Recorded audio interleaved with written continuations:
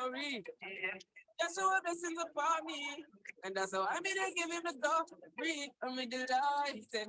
Jano say my passion ignited. Got the music me excited. Coming like a potion. Blessings all for my life. But thank God for the journey, the earnings, not just for the plugs. Gratitude is a must. Yeah, me see blessings for all I'm right. Us not those with the friends we take off the bill road. One time they sit down in a class and we board dead, but they said the road and we go on with the road to us. To us. Oh, in a rise and post. Yeah, we give thanks. Let me give thanks that we are supposed to. Thankful. Blessings all for my life and but thank God for the journey, the earnings, not just for the plus. Gratitude is a must. Yeah, we see blessings fall from earth and that was for the friends we take off the bill road. One time we sit down in a class and we pour dead police at the road and we go on with the road. To us. To us.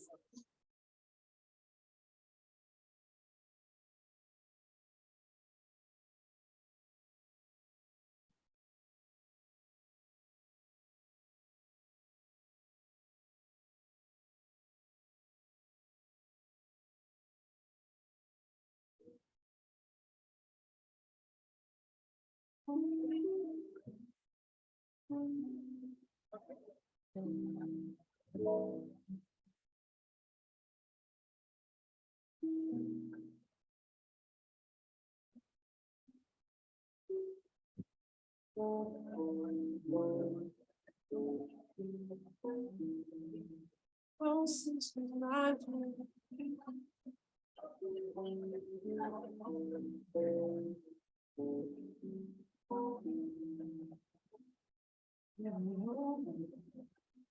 I'm getting high, closer to my dream.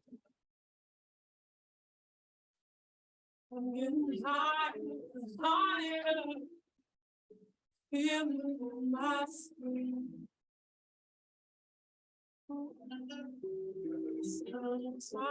it feels like I never don't have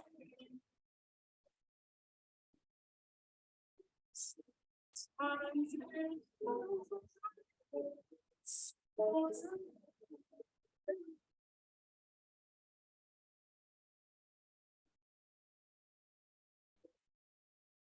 closer to my dream. Higher,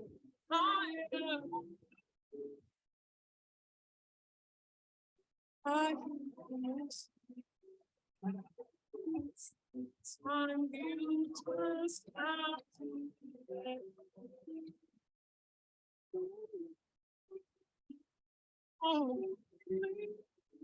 go. Down.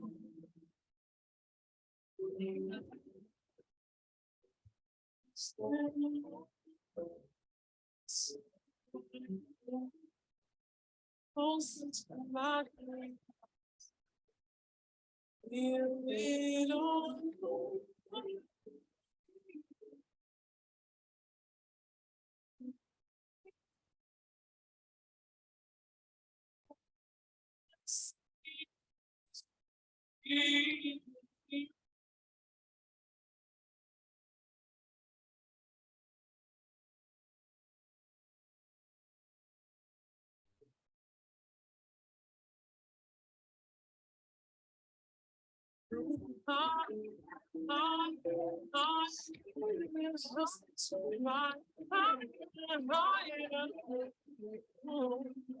Moving up with the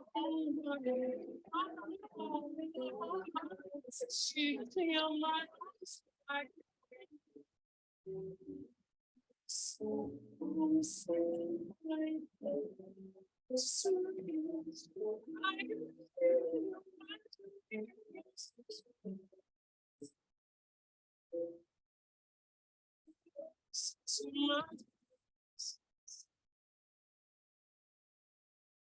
I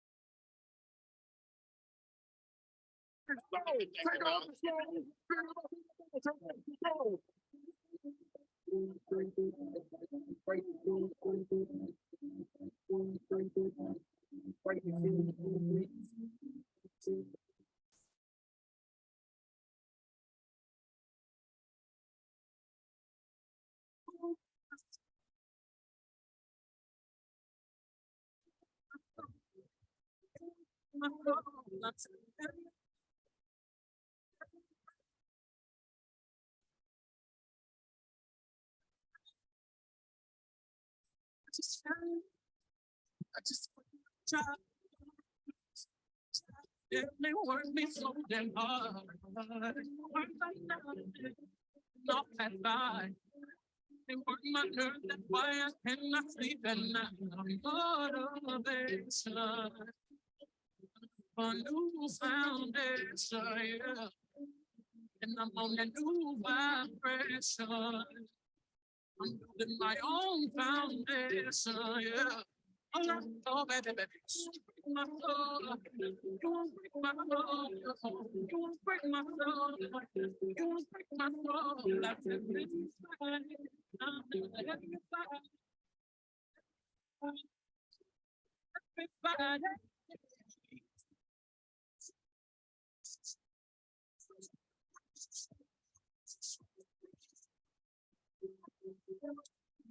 My head. Years back and I'm sleeping real good at night. Swings in the front and the doms in the back. They taking no flicks, but the whole click snap. There's a whole lot of people in the house trying to smoke with the yak in your mouth. And we back outside. You said you outside, but you ain't that outside. Worldwide hoodie with the mask outside. In case you forgot how we act outside. Motivation. Shall be a new foundation, yeah. Salvation, my own foundation, yeah. Oh, baby, you won't break my soul. You won't break my soul. You won't break my soul. You won't break my soul. And I'm telling everybody.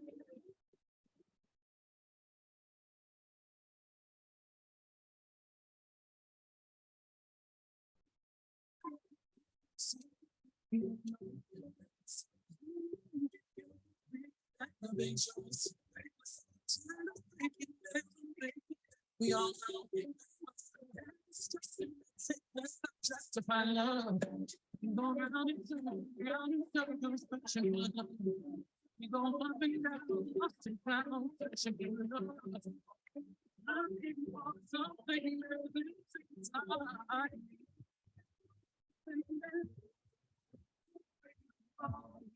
You won't break my soul. You won't break my soul. Break my soul.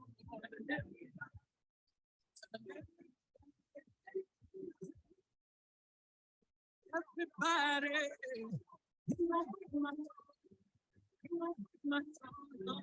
You won't break my soul.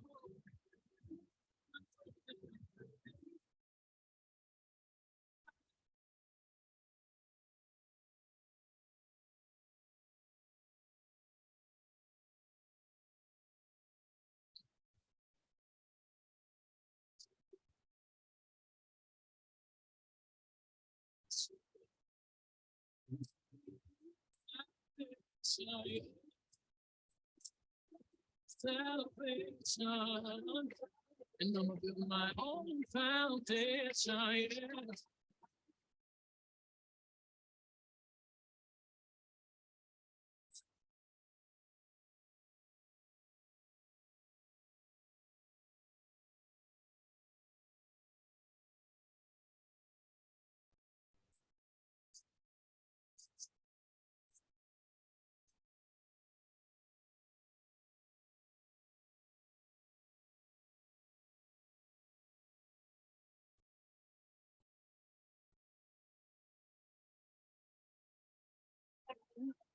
Let the grip in here tonight.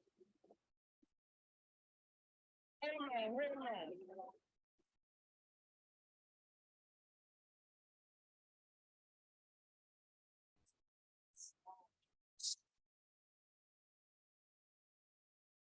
Louisiana, murder on the beat. Something for y'all to cut up to, you know? Yeah. Everybody get your phones. I know shorty and she doesn't want no slow song. Had a man last year, life goes on. Haven't let the thing loose, girl, in so long. You been inside, know you like to lay low. I've been peeping what you bringing to the table. Working hard, girl, everything paid for. First, last phone bill, car, no cable. With your phone out, gotta hit them angles. With your phone out, snapping like you Fable. And you showing up, but it's alright. And you showing up, but it's alright. It's a story. Yo.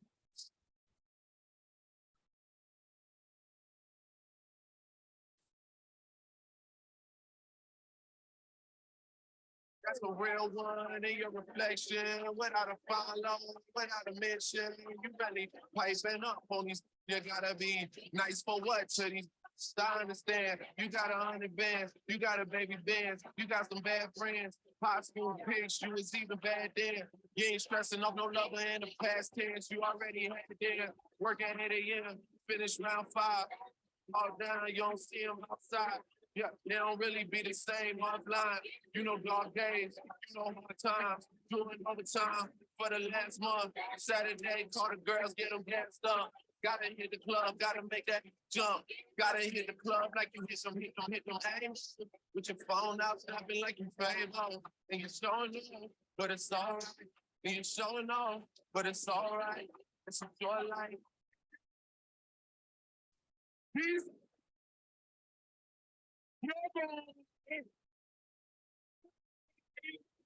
Watch the breakdown.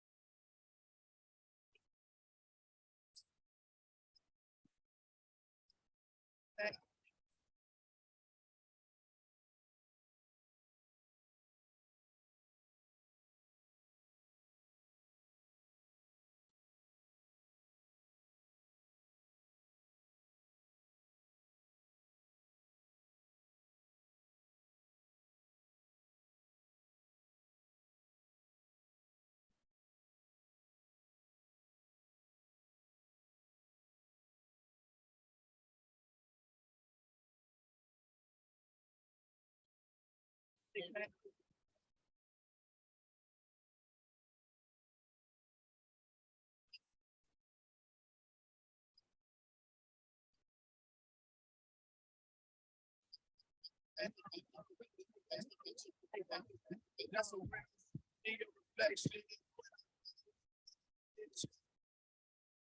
Up on these. You gotta be nice for what? To these. Stop understand.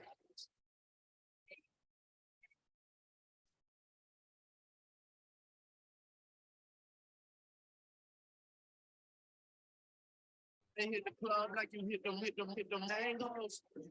It's a short life. Good evening, everybody. Good afternoon, everybody. Just one more announcement about language services. Buenas tardes, damas y caballeros. Una vez más, antes de comenzar esta ceremonia, queremos ofrecer nuestros servicios de interpretación al español en simultáneo. Si quisiera escuchar esta ceremonia en español, por favor acérquese a la mesa del frente para recibir su aparato de escucha. Una vez más, esta ceremonia tiene los servicios de interpretación al español en simultáneo. Si usted desea escuchar esta ceremonia en español, por favor, acérquese a la mesa de adelante para recibir su aparato de escucha. Gracias.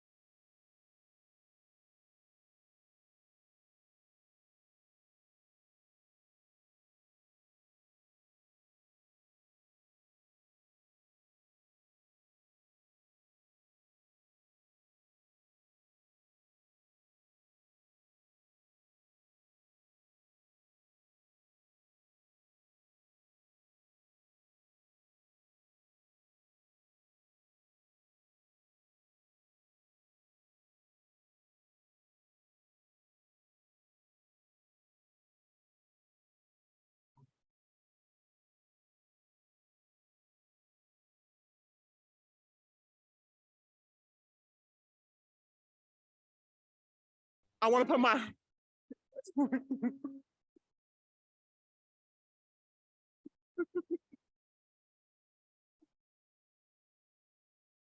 I want to put my hand up so bad like I'm in church.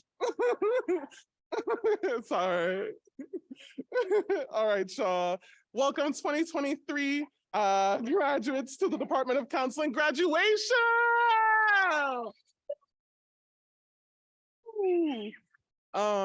As promised, Mama, okay.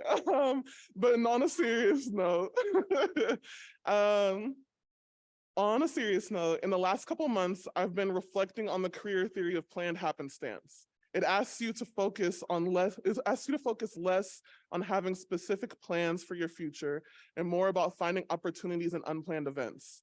The theory suggests that we actively embrace the up and down nature of our careers. Instead, we should look for opportunities in the unexpected and do things which fit our natural strengths and interests. It's about being responsive to the twists and turns of life. It's certainly true that being flexible is more relevant now than ever. But to be honest, I don't think planned happenstance is what happens alone. You see, if you ask me, the theory would contribute factors of divine intervention and, more importantly, the work you did to get through this process. And when I say divine intervention, what I mean is timing. As a college student, we find ourselves in the balance between a weird place, between the here and now, between what we're expecting in the future and what we're hoping to see happen, between submitting assignments that were probably due this past week, and being here physically today. So maybe it wouldn't have, maybe I wouldn't have met my friends, wouldn't have been in the place of community, wouldn't be where I'm at without divine intervention.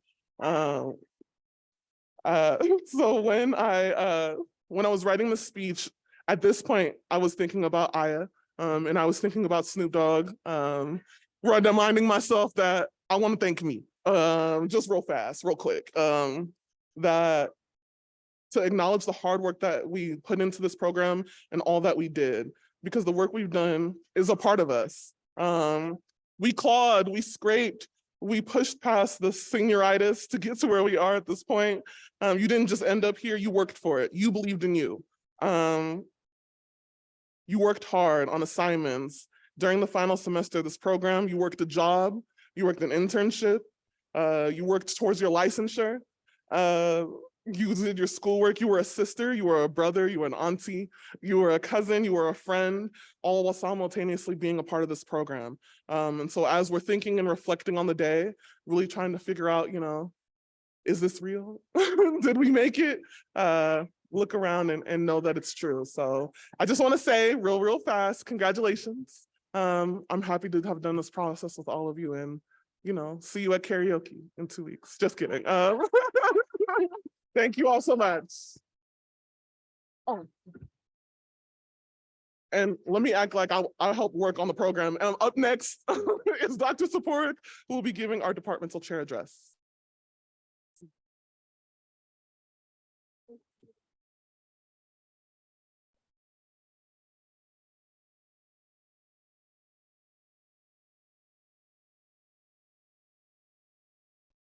Thank you so much, Olivia. You are the perfect person to start this celebration off, as many of you would be. Welcome, friends, family, colleagues, and most of all, our graduates. I'm Dr. Rebecca Toporek, Chair of the Department of Counseling, and I'm so pleased that you're here with us for the celebration. I want to start by acknowledging that our university and our celebration today is taking place on the occupied territories of the Ramaytush, Ohlone, and Miwok coastal peoples. I give thanks to the indigenous communities that have protected and nurtured this land for thousands of years and who continue to work, live, survive, and thrive, as well as lead us toward justice. I give thanks to organizations like Segoria Te and Save West Berkeley Shellmound for their work to rematriate the land, as well as to the American Indian Studies Department at San Francisco State University. I also recognize that this university, the counseling profession, the city of San Francisco, and the state of California exists today because of the contributions, both voluntary and coerced, of Black, Brown, and Indigenous peoples. I give thanks to those of you who've come before us for this opportunity to be here today.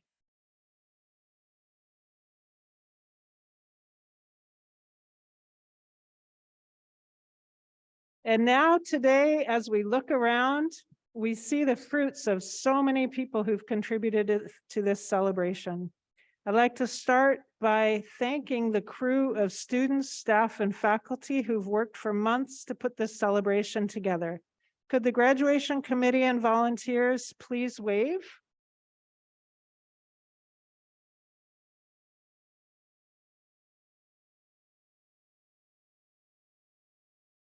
Amazing dedication, some of whom are graduating today. So extra kudos for you to, do all that work and then be here. But, for those of you graduating next year, the advantage of being on the committee is you have a lot more to say about what your graduation looks like. Thank you so much for all your time and dedication to making this event happen. I'd also like to share our collective thanks to all of the people who've come before our graduates who set the stage and provided them with strong roots and wisdom. To parents, caregivers, mentors, children, friends, loved ones, thank you for all you've done. I want to just take maybe 30 seconds, and if each of us could just think for a moment and reflect on somebody who was meaningful to us, that helped us move forward even when times were tough, and just hold that person in your heart for a minute.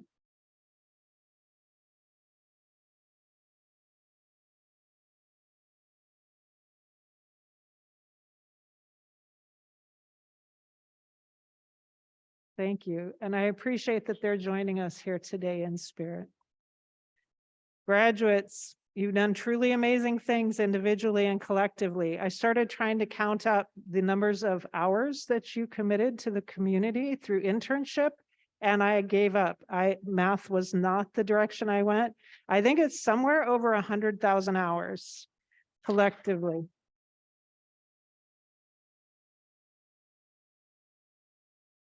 I was also going to try to count the number of culminating experience pages that you completed, and I just didn't. That wasn't as much fun as thinking about all of the lives that you've touched, all the hearts that you touched through internship. But I know that the CEPs, the culminating experience projects, in many ways will actually live beyond, because they form a foundation for powerful things that you can do out in the community. When you entered the program, you brought the resilience, passion, determination, and wisdom you gained from your families, your ancestors, community members, and your life experience. All of us have been changed by your presence, just as you undoubtedly have evolved throughout your time in the program. With you in it, the field of counseling is better, and it has the opportunity to truly provide culturally responsive and liberatory change in the lives of individuals, families, communities, and society. Your fire and your passion are needed now more than ever. With increased intolerance, prejudice, and violence toward beloved members of our family, it's easy to feel disheartened. As I look at you, graduates, and our many alumni and loved ones who are here today, I feel hopeful. Graduates, during your time in the program, you've shared creative, ethical, and loving ways of building relationships virtually, maybe not even by choice, but virtually is what we did, about reaching into the depths of loneliness, fear, doubt, uncertainty, and heartache with your clients, and connecting with them in ways that tethered them to your humanness. You've challenged us to push yourself. You have been challenged by us to push yourself further, and you've worked to sustain yourself, your colleagues, your clients, and recognize where your boundaries needed to be in order to survive the challenges facing all of us. Your fierceness, compassion, and commitment are a powerful force for positive change and well-being. You are in our hearts and will always be a part of our family. Thank you.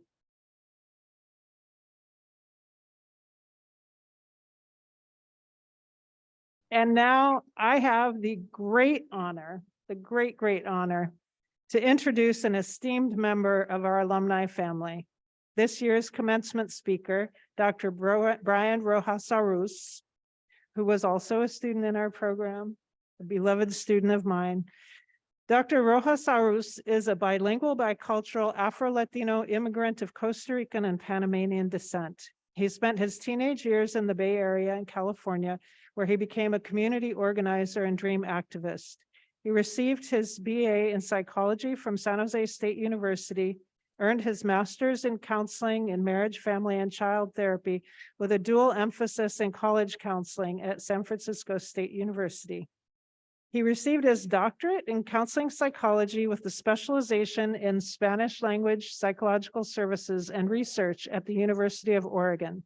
Dr. Rojas-Arus is a bilingual licensed psychologist, author, speaker, and founder of In Lakesh Counseling, Education, and Consulting, where he provides trauma-responsive and culturally sensitive psychological services, immigration evaluations, trainings, consultation, and speaking engagements. He is an adjunct faculty member at the University of Denver's International Disaster Psychology, Trauma and Global Mental Health Master's Program. He has over 10 years of experience providing bilingual mental health services and working with Spanish-speaking communities, including children, adults, and families. His research and professional interests include immigration psychology, global majorities access to mental health and education, ethnic identity formation, critical consciousness, and cultural responsiveness development. He is a hip hop educator, slam poet, documentary filmmaker, and scholar activist. I'd like to introduce our esteemed alumni to present the keynote address.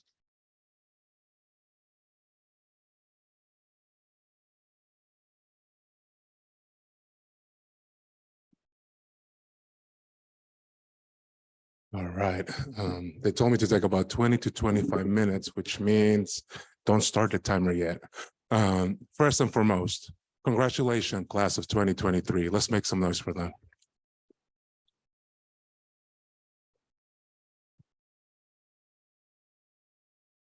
About a decade ago, I remember sitting exactly where you're at, wondering if it was real. I remember not knowing how to put on a hood or the graduation regalia, and it made me question whether I was ready for the real world. Since then, a lot has happened. I became a doctor in psychology, a professor, author, mentor, entrepreneur, husband, tío, and I still don't know how to put on my hood.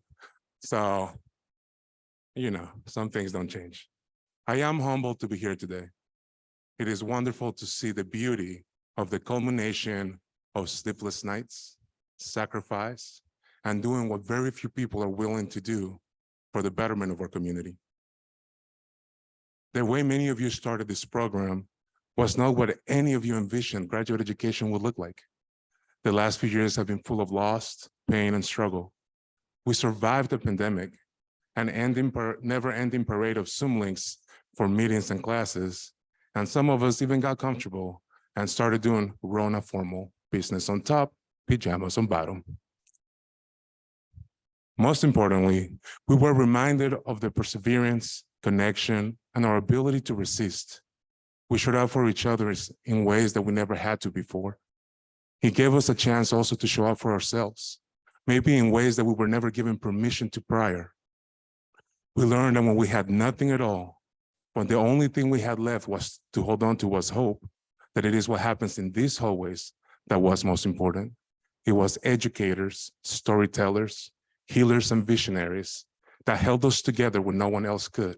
And this is what every single one of you is now.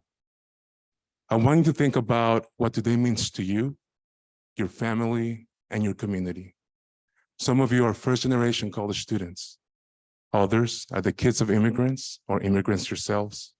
Some have raised from poverty, had to overcome plenty of society isms, or have faced unspoken challenges just to be here.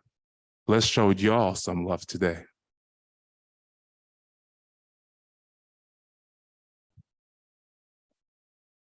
It is also important for us to name that success is always bigger than self.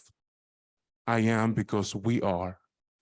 We are here because of our families, whether chosen or given, community, ancestors, and those who hold our identities, those closest to us who become reflections of ourselves. It is in this moment that I want to invite you to think about the people that made it possible for you to be here today. I would like for all of us to take a second to be filled with gratitude. All successful people, however we want to define success, depended on someone else. So today I want to invite you to allow yourself to have this moment for both yourselves and those that helped you get here. Let's give your parents, family, friends, lovers, roommates, pets, the love that they deserve.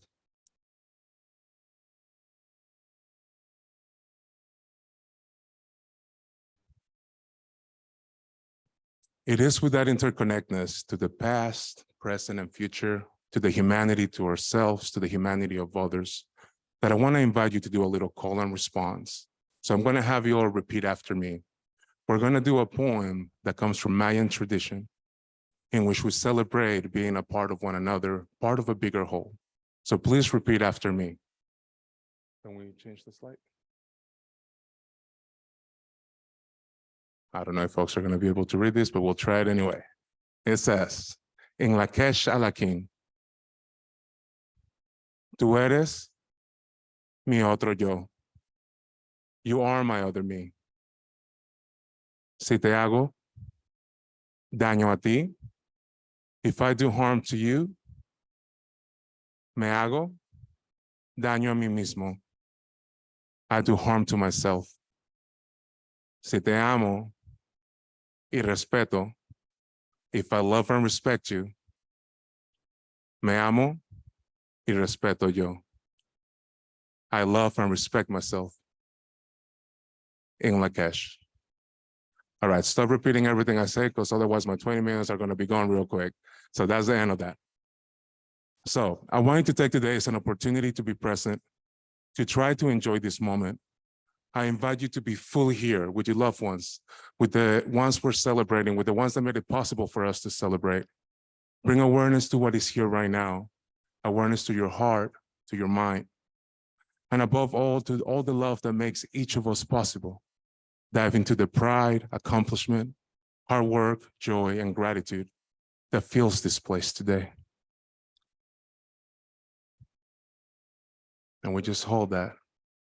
I guess this is the part where I'm going to tell you a little bit about myself. I was born a premature baby in Costa Rica to a Costa Rican father and Afro-Panamanian mother. At the time, my mother was told that I wasn't going to make it. Lucky for her, from a very young age, I didn't like to listen. So proving the doctors wrong, I am here today. It is fitting to think that I was born fighting, because for some of us, it feels like we never actually stopped. My parents, they tried the best that they could, but ultimately would end up getting a divorce. Coming from a broken home meant that I was raised by a single mother that tried her best to give us everything, as little as it was, to make it enough. We didn't have a lot. As a matter of fact, at 8 years old, I felt like I had become the man of the house, which was confusing because my mom still told me what to do. As time went by, I helped as much as I could. I had to be independent and wise beyond my years. As my younger brother's best friend, role model, cook, partner in crime, and at times father figure. Even though we had little, and at times wondered where the next meal would come from, we were happy. After all, at least we had each other. After my parents' divorce, my mom started dating again. Trying to get back on her feet, she ended up introducing roles of toxic masculinity into our household, weighted experiences of domestic violence, something we had not consented to, something that without me knowing it then would ultimately change my life forever and be tied to my permanent move to the United States.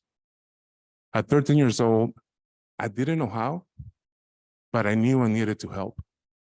So I decided to leave home at a young age to relieve the economic burden that raising 2 children entailed. On Christmas, December 24, 1999, I left Costa Rica to the United States on my own. The plan was simple. I was gonna come to the United States for about 6 months, learn English, and return to Costa Rica to be one of those real cute child tour guide. Y'all feel it? Yeah, I could have been. But that's not what happened. At the end of 6 months, I was asked if I wanted to go back home to Costa Rica. Not knowing enough English to feel like I could help back home, I decided to stay and become an undocumented immigrant without truly knowing what that meant. All of these were bigger questions that any 13-year-old should ever have to answer. Not to give away the ending, I'm still on that 6-month trip. The reason people migrate are similar, whether it was you, your parents, your grandparents, your ancestors. We usually migrate for family, to feed and financially support the people that we leave behind or bring with us, to flee a bad situation, for fear of harm, for lacking the freedom of being who we need to be or want to be and who we truly are. For me, it was a combination of financial need and being able to leave a bad situation. At the time I was to come and stay with family, I had only met in pictures a couple months before the move. I was coming to a world I couldn't have imagined. I came here to San Francisco. I remember arriving from growing up in a small town in Costa Rica to looking at buildings that were so tall, it made me wonder how they held together. I had never seen a building taller than 3 stories. Suddenly, I was in the concrete jungle.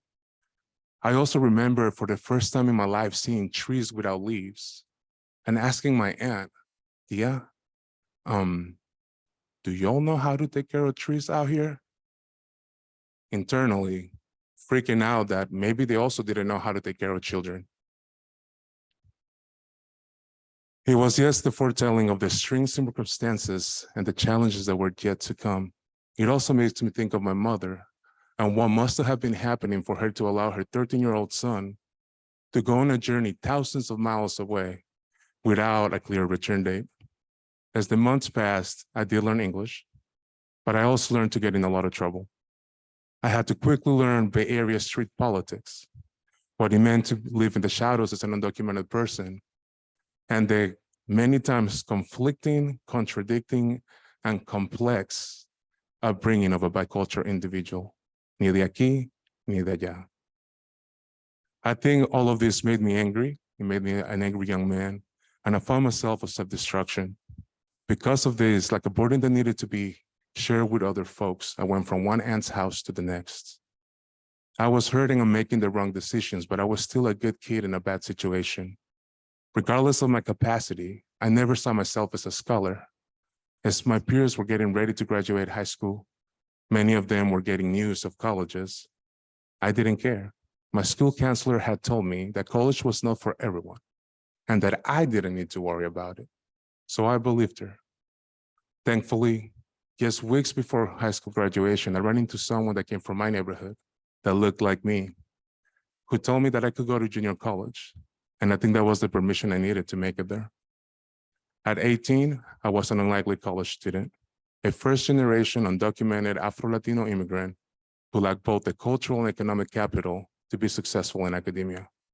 I had made it to Diablo Valley College. There, I started developing my identity as a dream activist. I became involved in anything that had to do with equity and inclusion, in some ways trying to prove that I also deserved to be there.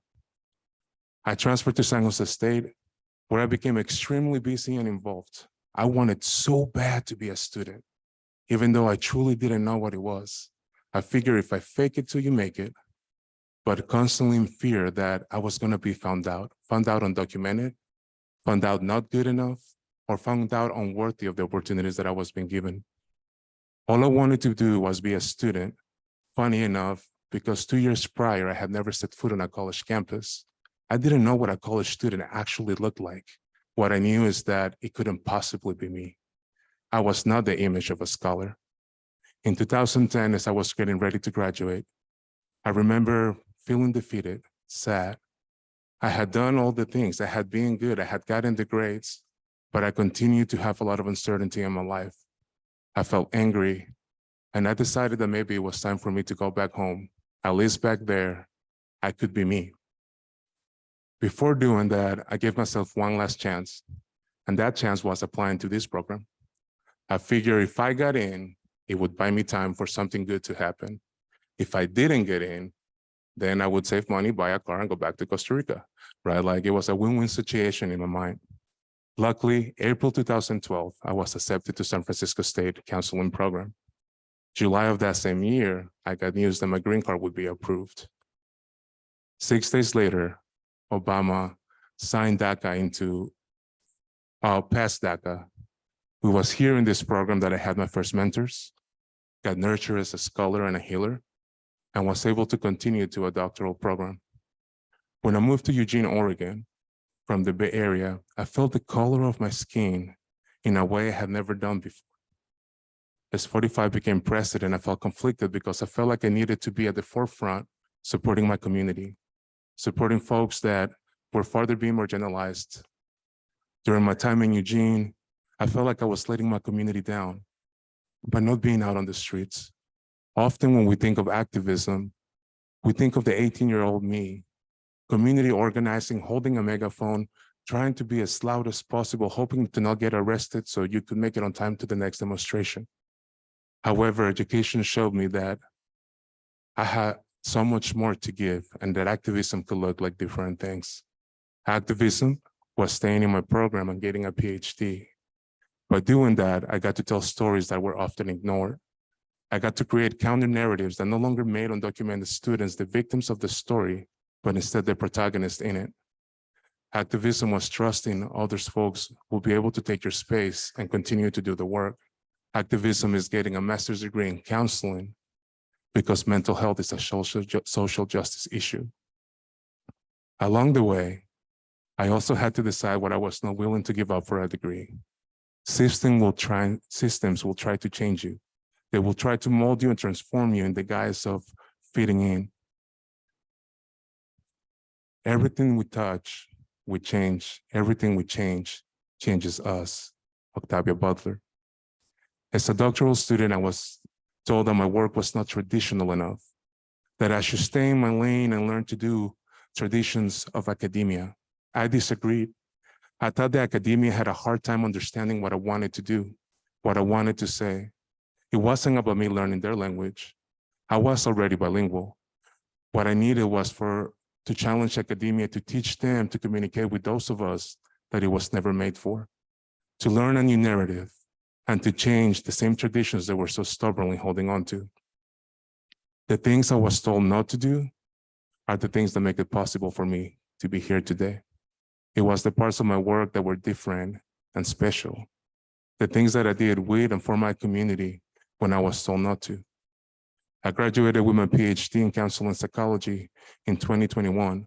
I was the student speaker there, and I was able to tell the stories of marginalization and resilience that many of those students that I worked with faced in a national stage.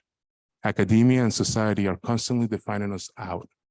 We're told we're not fill in the blank enough to be. It took a long time before I learned to love myself and to realize I was more than enough just as I was. That there are people that are looking for my brand of healing, that what I had to say mattered and that our stories need to be told. One of the hardest things to do is to learn to love yourself in a space that would call everything about you into question, yet many of us have. Many of us continue to try to learn to love ourselves, our culture, our tradition, the color of our skin, the curls on our head, our gender, sexual identities, our differences and imperfections, unapologetically loving not only the potential of who we could be, but actually loving who we have always been. It took an AA, a BA, 2 master's degrees, 230-page dissertation, and a PhD for me to believe that I belonged in academia.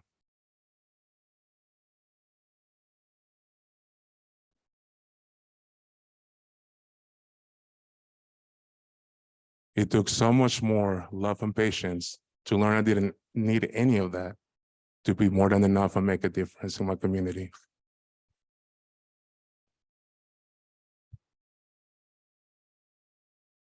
In 1967, Martin Luther King addressed the American Psychological Association. He told them, there are certain things we should never be adjusted to. Things such as racism, sexism, homophobia, oppression, and erasure. People often talk about wanting to be alive during the civil rights movement. Well, you're in luck. We are alive during the civil rights movement. It's happening right now and it's happening today. We could talk about immigration, education, women's rights, LGBTQ rights, trans rights, healthcare disparities, global warming, gun safety, and the list goes on. We don't all have to resist the same way, but we do all need to resist. We need to recognize that our liberation is tied to one another, and we cannot be free until all of us are free.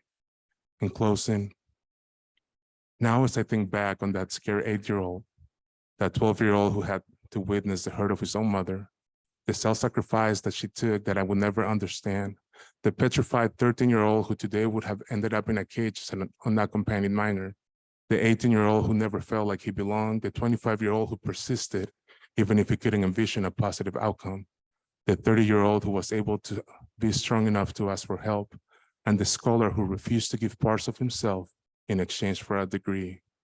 I am thankful for all of them, and I am thankful for the hardship, the struggle, and the uncertainty throughout the story, because without any of that, I wouldn't be here today. It makes me realize that it's about going back to where we started, to own and re-author our story, and to recognize our strengths, and realize that all along we were exactly where we were meant to be. So the second part of this, students asked me to give them lessons of things that I have learned in the last 11 years as a provider. So here we go. 1, we are all healers. Many of you are here today because you always were. Healing is relational. The most important intervention that you can provide someone is witnessing their humanity. We don't all need to be therapists. We just need to be kind, compassionate, and intentional to provide a healing space. Storytelling, dance, laughter, music, art, gratitude, mindfulness, movement, ancestral knowledge, connection, they have always been available to our disposal. Your heart and your mind are the most valuable assets. You don't need to become doctors or have a specific number of years in practice or finish the newest training program to be great healers. The most important thing that will make you great was present all along. The love and compassion you hold for others will guide you. Don't underestimate the power of being able to hold a love and healing space. 2, trust your expertise.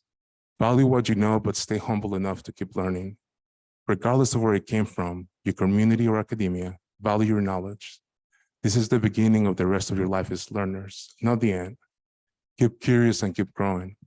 For 11 years, the therapist in me today keeps going back a year back and going, man, I wish that guy knew this guy because he got better, right? And that's gonna continue to be your experience year after year as you grow. Don't try to become perfect clinicians. Give yourself permissions to be students, learners, and human. Make mistakes, learn from them. Know your clients will be your biggest teachers. Know that you did the best with each of them when you were with them, with what you knew at the time. And the lessons that you got from them will help you in the healing of others that come after them. A lot of what you will see was never in the books we read. That's okay. Just remember that people want to know how much you care before they know how much you know. Also, even though hard to believe, in this moment, you are better trained than you actually realize. You will go into the world and heal many people and help them in their healing. 3, pain is the great equalizer. All of us understand pain. Maybe not the same pain, maybe not the same way, but all of us understand what it's like to hurt. What I have learned from working with survivors of trauma is 1, the most normative response to trauma is recovery. We as people go through unthinkable things and we're able to get better. 2, there's not a timeline on healing. It is not a race, so we gotta stop treating it like one. We gotta balance heavy healing work with wellness. At the end of the day, we are hope dealers, and we need to be able to believe in our product if we want others to come and buy from it. We are compañeros, fellow travelers in the life of people. We stay with them for weeks or months. Many times we don't get to see the ending of the story, but it's important for us to be able to show compassion to their suffering while they're with us and show that same compassion to ourselves. 4, mind your company. Those closest to us have a huge impact on our well-being. As people, we enjoy each other so much that studies have shown that if you see somebody else eating ice cream, you also enjoy it. At a cellular level, we enjoy the company that we keep. So make sure that the mirrors that you keep can reflect the best in you. 5, invest in you and pay you first. This means prioritizing your wellness and well-being. Refilling your cup is the first thing you put in your schedule, not the last. Through the pandemic, we shifted in mental health, in the value of our profession. We need to be able to also take care of the healers. We cannot give from an empty cup, but are often made to believe that we're being selfish or careless when we do so. The reality is that we need to make ourselves a priority in order to continue. Practice intentional self-care, guilt-free self-care. Look at self-care as community care. You are worth the class, the retreat, the vacation, so take it. Your present clients and future clients, thank you. Number 6, mentors are a cheat code. Make sure that you have mentors in your life. Many of us are here today, your parents, grandparents, supporters. Others might come from books and other spaces. Thanks to mentorship, I was able to publish for the first time, attended my first conference, created my private practice. I'll tell you all the story of Dr. Joseph White. Dr. Joseph White is the godfather of African-American psychology. The first time that I went to a conference, he had finished speaking in an auditorium like this one, had a standing ovation given to him. And afterwards, as people were eating, he pointed at me and said, "Come." My response was, "Me?" I had never talked to him. I didn't know my mentors had actually made it a point for him to talk to me that day. He said, "Sit down, ask me questions." I am not the type of person to run out of words, but in that moment, I had nothing. I just looked at him, starstruck, and I said, "Well, does it ever change? Do we actually ever feel like we belong?" He looked at me and said, "Brian, do not look for validation from your oppressors. You're asking in the wrong places."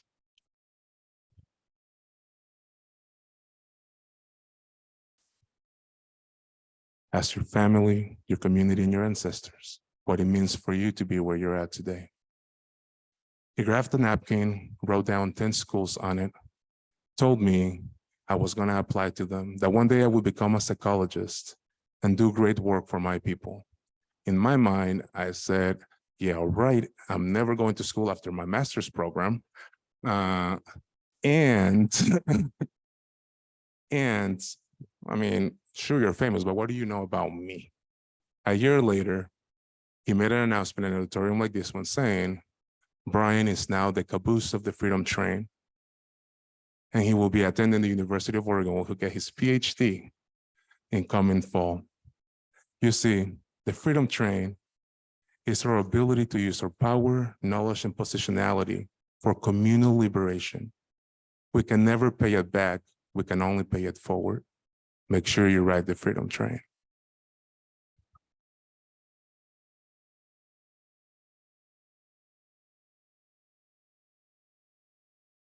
And lastly, we don't get to pick our ancestors, but neither do our descendants. Be the type of person your children and your grandchildren would be proud to honor and be like. The type of person that will make them proud to say they are part of a rich culture and tradition of resistance. The type of person they can look back for guidance if they have guidance, even if they have never met you. Helping your story become a part of theirs, helping your story become a part of their why. Truly understanding how we're connected to one another. For the many questions we're yet to ask, the many answers we're yet to find, and for the many lives we're yet to change, keep the faith.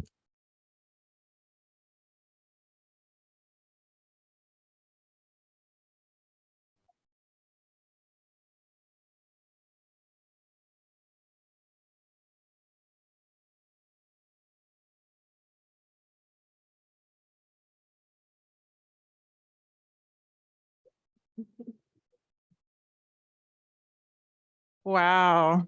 Thank you. Thank you, Dr. Rojas, for that amazing, amazing speech. Wow.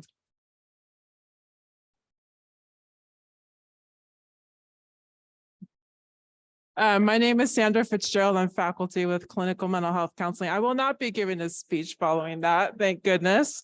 I'm just here to introduce a couple of our student speakers. First of all, I wanted to, I'm going to go off script a little. I wanted to have the graduates who helped put this graduation on stand up and be acknowledged. I see you.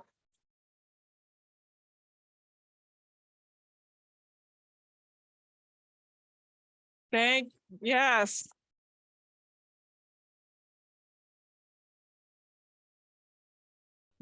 Yes. There's a lot of blood, sweat, and tears that went into putting this together, as well as putting all their final papers and projects together. So I just wanted to acknowledge you all and your amazing work.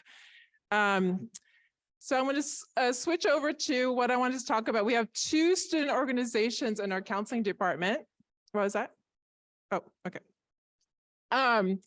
And I'm used to getting directions from Olivia here regarding graduation. So we have 2 student organizations. One is what we call CSA, our Counseling Student Organization, and is a completely student-run, student-led organization. They do lots and lots of different things. I'm just going to list a few here: peer support, lots of fun events, student advocacy, professional development, social events. And then also once a year, they host a pre-internship fair for our students. Who benefited from that pre-internship fair, right? That was amazing to help our graduates secure a placement for the following year. So CSA, what I'm going to ask is for Shirley Sang to come up, and she is our student speaker for CSA. Come on up, Shirley.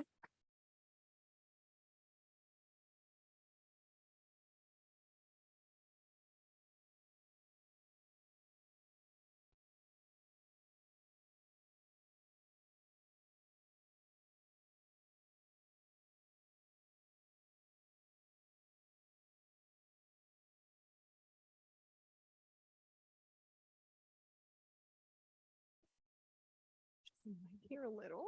I'm a short person, so bear with me. Good afternoon, everyone.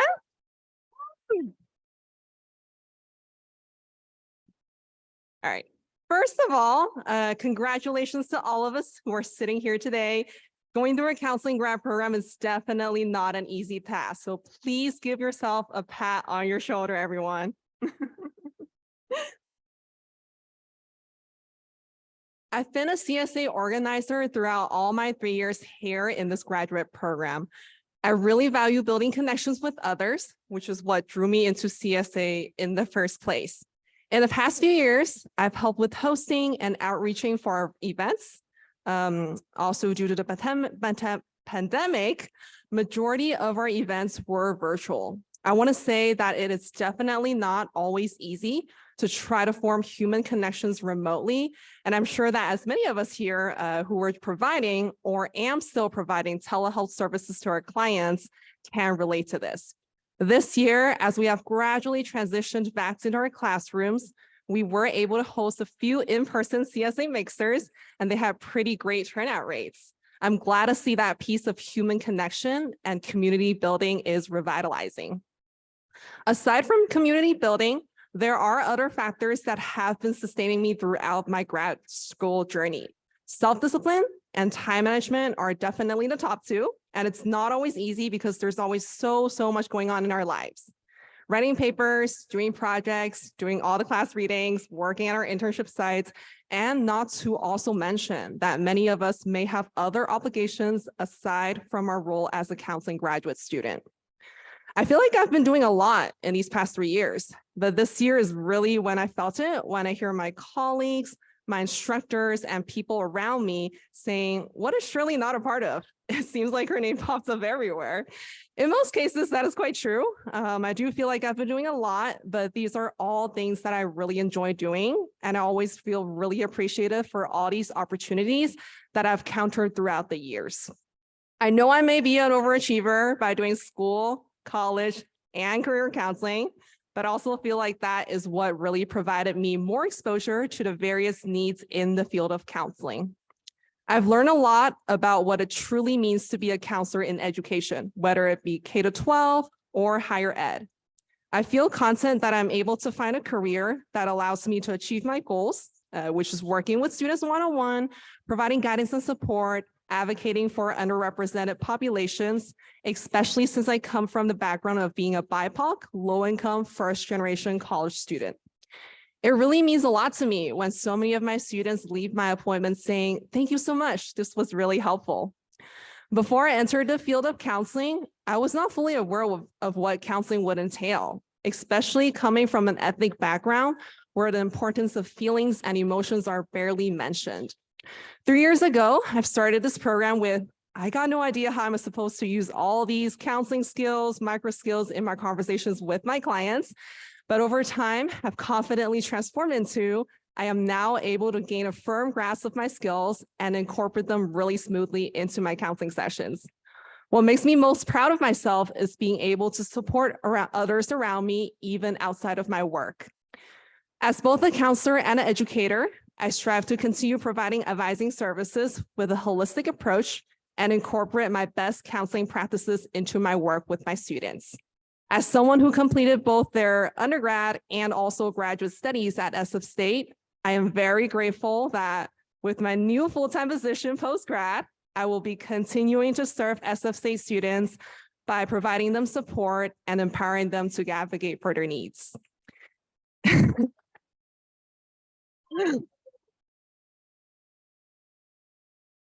It's been a long, winding road for me to reach to this point. I just want to take the time to thank you to everyone who has supported me along the way. I really appreciate each and every individual one of you. Lastly, we did it. Go Gators! Thank you.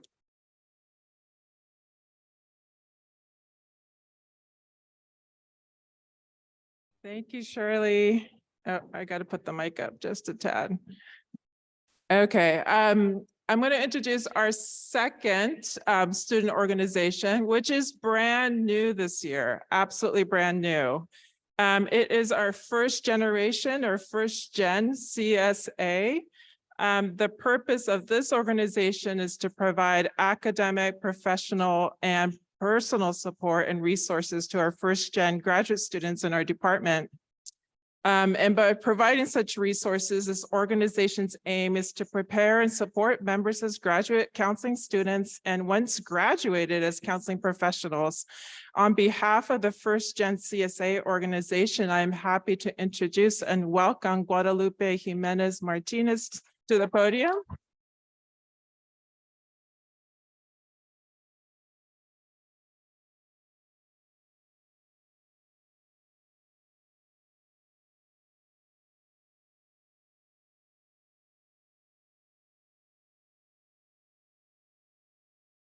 I thought that was the short route, but okay. So hello, hola. Thank you all for being here today to celebrate the class of 2023 as we officially become counselors. I am very proud and honored and super nervous to be up here representing the First Gen CSA or Counseling Student Association. So when I was writing this, I really struggled to try to define what First Gen is without the Google phrase, your parents didn't go into higher ed. So instead, I wanted to share how we created this and how we made this happen. In a very First Gen nature, this association was created by a group of students who I'm very fortunate to call my friends. We bonded over questions, worries, goals, and excitements, a lot of fears too. But every time we were able to get together in Zoom, in the halls, we felt understood, we felt seen by each other, and more often than not, we left with an answer to a question we didn't even know we had. Though we started as a small group, we knew we were not the only ones with similar feelings or experiences. So in a very First Gen nature, we made it official. We did the paperwork. We got us established. We wanted to fill in the missing pieces of our journey to come as a community. It's not the great place it is meant to be yet. We are working on it. Being a First Gen is an art form. It is individually and collectively crafted, and we try to make sense of our experiences. It may be only our first year existing, but we are setting up a great foundation when we really want to continue to grow. This is being a First Gen, not only the academic aspect, but learning to create something out of a system that does not have the tools to support all of your identity. And even as you know this, you continue to fight it, to make it happen for yourself and for anyone looking up to you to see how it is done. How can they get there? You take them with you every step of the way. Being a First Gen means facing an unknown world, shaping it to align with your goals, using the tools we found along the way with the support of our family, our friends, and our own resilience. It means advocating for change and for a future where these opportunities are accessible to all. As I stand here, shaking a little bit, I want to thank each and every one of you again for being here. While you may not fully understand what your student went through to get here, know that we really value you being here today. So, a mi familia, gracias por venir, por las comidas, por las pláticas donde no sabían qué estaba diciendo, pero échale ganas. Y por entender cuándo ocupaba un descanso. Y creo que ahora sí acabé, quién sabe. No hubiera sido lo mismo sin su apoyo. Gracias. And thank you.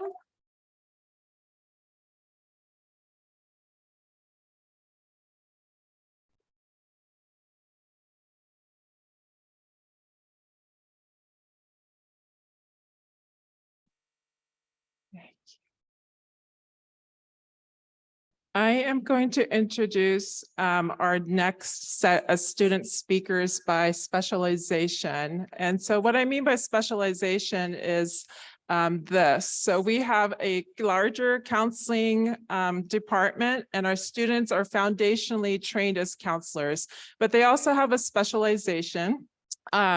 We have 6 of them. And I'm going to have, we have 5 specializations represented today. And where I'm going to represent the student speakers. The specializations are kind of like a major, and the emphasis is kind of like a minor, just to give the audience a little bit of understanding.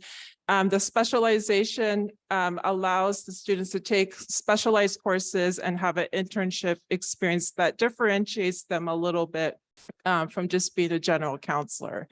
So our first student speaker is going to be representing the school specialization. So I'd like to invite Victor Yu to the podium.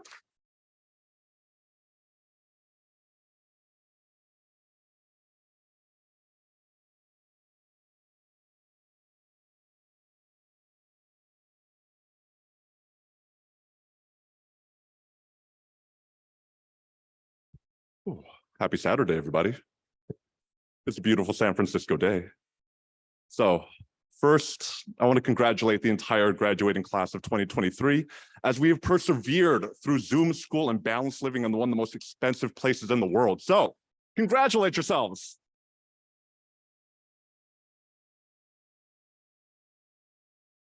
I am delighted to speak on behalf of the School Counseling Specialization, as we are excited to share some of the thoughts and feelings coming up as we move into this new chapter of our lives. First, celebrating the fact that we are celebrating this milestone of becoming the mentors, advocates, and supporters that we needed when we roamed the halls of schools as children and teens long ago. Some of us chose to embody the path of support that we desperately needed when we faced an educational system that was outdated and inequitable. Some of us carry forth the spirit of past mentors and counselors who have helped us realize the strength and the ability to create change. I'm excited to see such a diverse and passionate group of school counselors ready to represent and honor the needs of our diverse and underserved populations. Take a moment to celebrate your power and the determination to grow into a force of positivity that will impact the lives of students, families, and peers. Take that moment. You deserve it.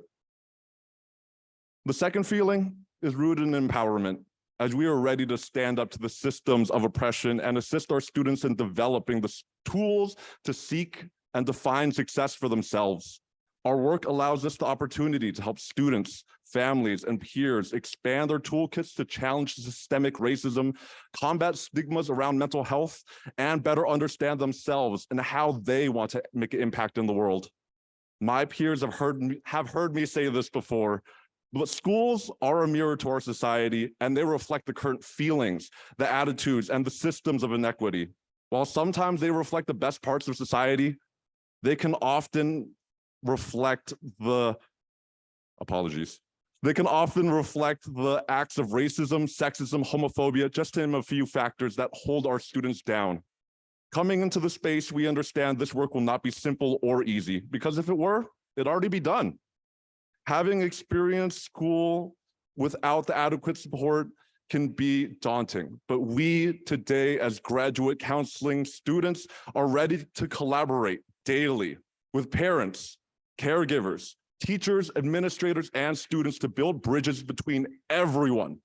Our role as bridge builders is to strengthen relationships and collaboration between students, caregivers, teachers, administration, and everyone, with the goal of helping to become that positive force in all of our students' lives.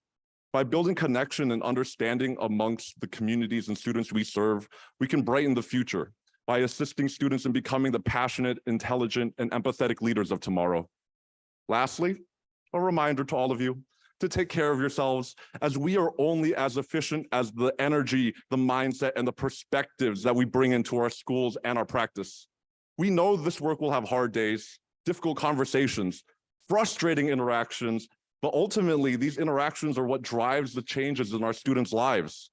Similarly, they can change your life as well with the additional stress, the anger, the frustration, the sadness, the exhaustion, and the rage that can wear heavy on our hearts. So my final parting thought is to be kind to yourself, to be kind to others, to support those who stand next to you and those who you serve to seek, and expect to be filled with excitement from the unexpected and the expected ways that you're going to serve your communities. This is a reminder that you are not alone in working to dismantle the systems of inequity. So please remember to fill your life with love, community, and kindness. Thank you all for listening. And to each of my colleagues in this amazing cohort that has supported me, thank you for the amount of support, respect, and empathy during a very interesting time to be in schools. I wish every counselor here to be the best in their service, and happy job hunting. That's not me. Me.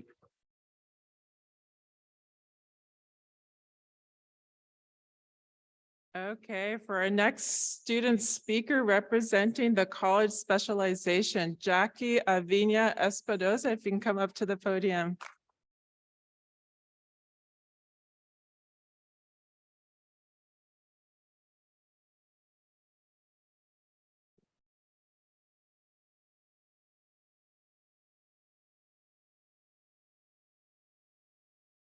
Thank you, Victor. Graduates, loved ones, and distinguished faculty members, it is an honor to be here today. My name is Jacquelina Viña Espinosa, and I'm grateful for the privilege of speaking on behalf of the college counseling graduates.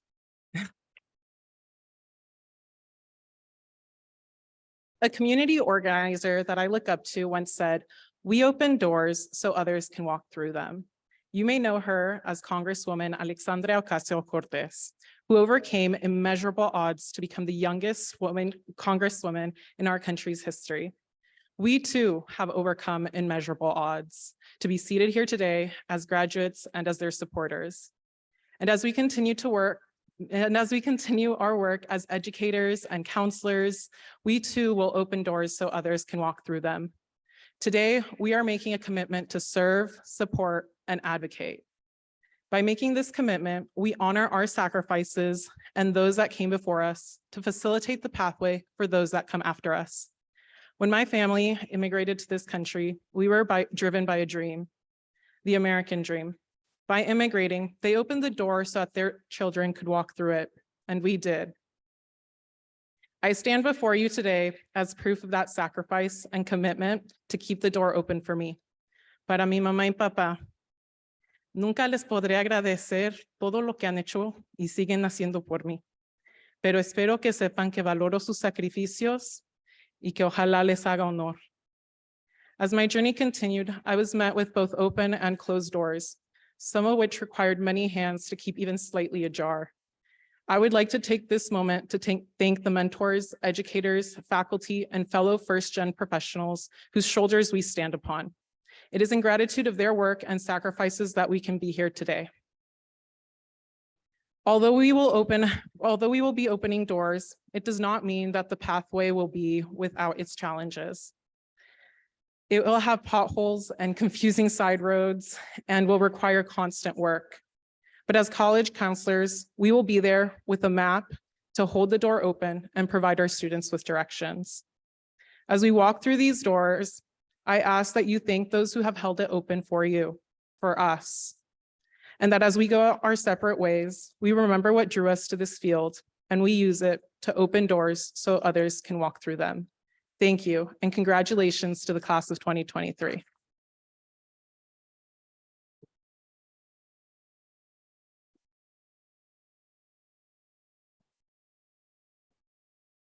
Okay, representing the career specialization, I'd like to invite Ina Essayant to this podium.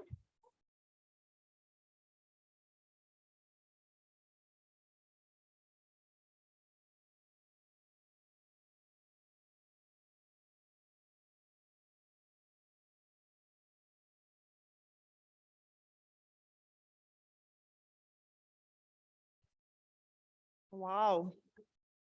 So many beautiful people here today. I can't believe I volunteered for this speech. Well, too late to step back. Dr. Toporek, am I sleeping and seeing a dream? Yes, no, yes, I agree. This is a dream come true.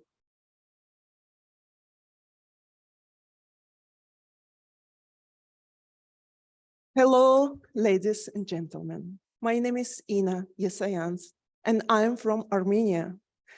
I moved to San Francisco 10 years ago, a woman immigrant, a single mother with 2 sons and no English.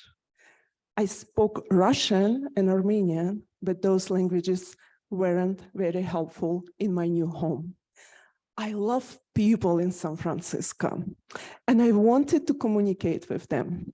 So in 2014, I started my educational journey at City College of San Francisco. One day I took a class, ethnic studies, and my professor said, "I'm a career counselor, come to my office." Career counselor, what is that? Well, I went to his office, and from that moment, my life changed forever. This person inspired and guided me and many other students for 40+ years. In fact, he flew all the way from Arizona to be here today, supporting me on my special day of graduation. Could we all please applaud him? Mr. Robert Clark.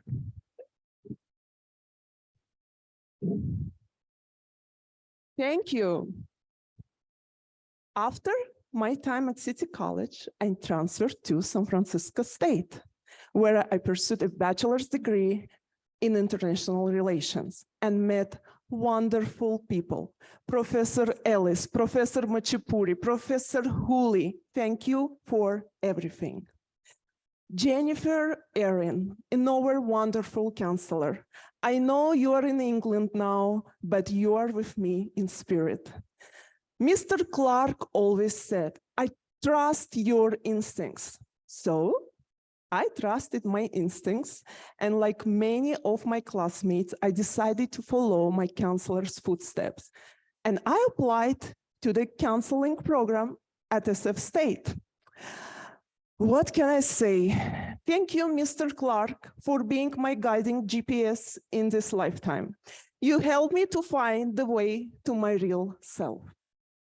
And of course, I want to thank my family, to my father and brother who helped me to move to the United States, and to my hardworking mother who supported me so I could focus on my studies and complete my degree.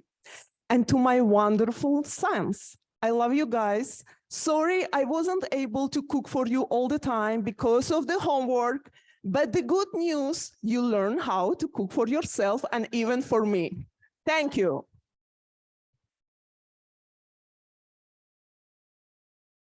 My unbiological family, Andrei, Ksyusha, and my unbiological sisters, Ryan, Maria, Lan, Evelyn, thank you for being here today. And special thanks to my special Russian-speaking friends for being always proud of me. I cannot mention all your names, the list is too long. I would also like to be the voice of my classmates who are not speaking today and extend a big thank you to their families for all support and the opportunity to complete this special program. Thank you. Our professors, Dr. Toporek, Dr. Balin, Dr. Bynes, Dr. Hronistel, Gil Perez, Dr. Kaur, and many other great people. Thank you for inspiring us. Thank you for understanding. Thank you for all your extensions for our assignments. We appreciate you all more than you can imagine. To the professors who are here today and those who couldn't make it. America Islas, I know you are watching us now on Zoom. We love you. And yes, I'm a counselor.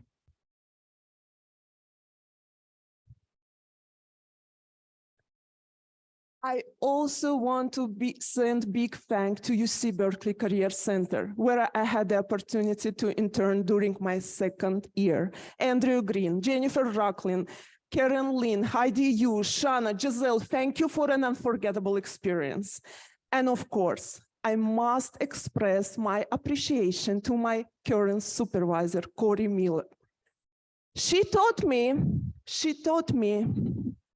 one of the most important lessons in my life, how to stop negative self-talk.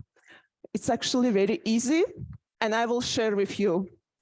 You just need to connect to your inner self and say, stop it. And believe me, you will stop.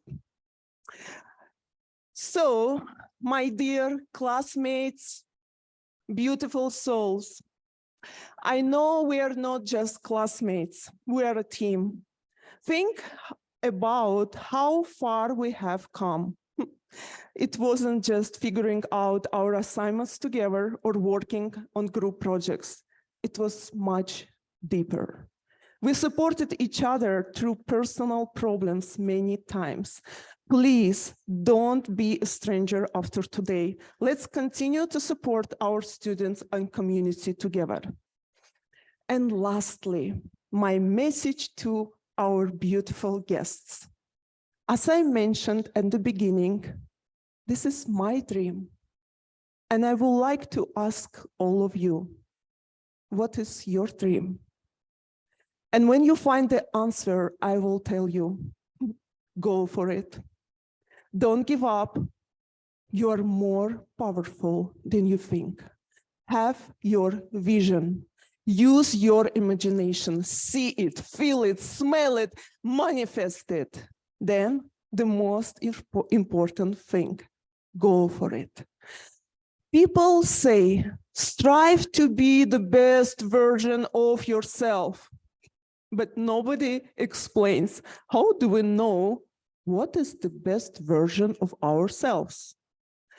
Well, let me share with you my thoughts. Strive to stay true to yourself, because your true self is your best version. Thank you, San Francisco State and class of 2023. Let's enjoy our new chapter. We made it. Congratulations.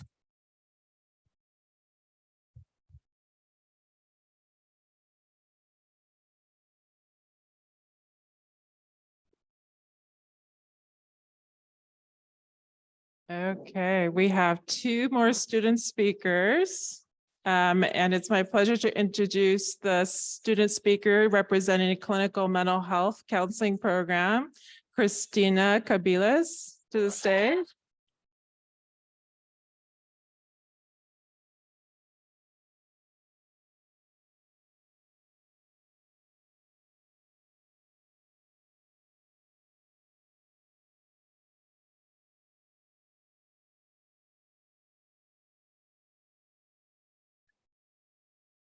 I'm gonna go with Jackie's height. Dad, I am honored that you're here to celebrate with me. And Mom, your zest for life motivates me to continue. And for those like myself that believe in another dimension, family members that are not in the 3D are welcomed here. Know that there are seats among us for their honor. In this program, we've all had to take a close look at our roles and reflect on our values. It's a simple and simultaneously complex task to constantly weave our authentic selves into a critical consciousness. Most of my adult life, I've worked with the newly arrived population.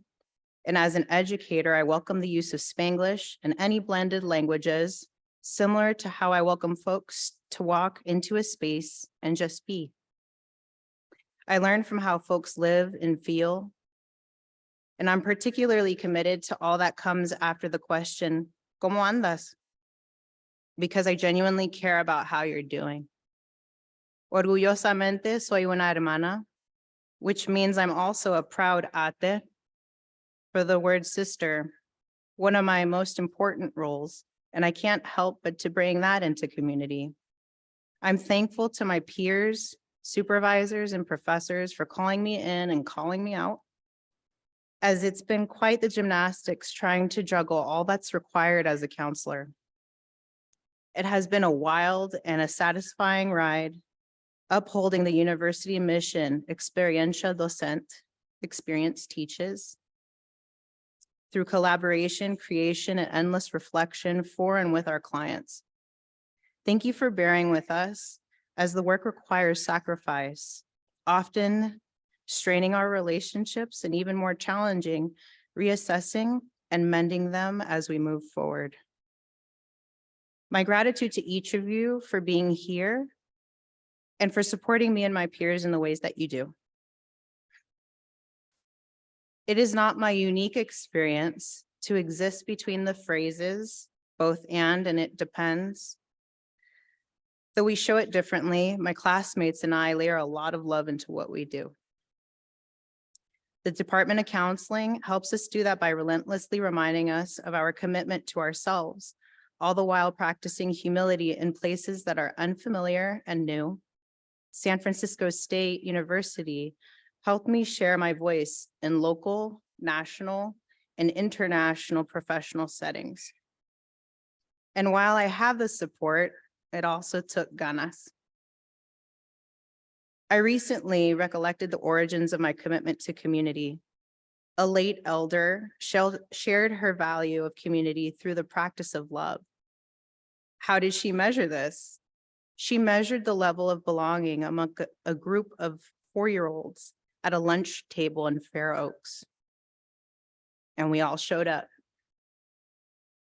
When a community leads from love, youth feel belonging, they adopt it, and they build from there. I am certainly not the first, nor will I be the last to come full circle with my communities. I will be found doing my part at the intersection of schools and community mental health, nurturing youth and their families, all the while motivating up-and-coming counselors to keep the field diverse and make counseling accessible, just as alumni from San Francisco State did for me. San Francisco State University alumni have been sent like beacons in my journey. Leticia Silva co-counseled me in the Latino Services Network at City College. Paul Mendez, he built an academic bridge for myself and peers to be welcomed warmly at SF State.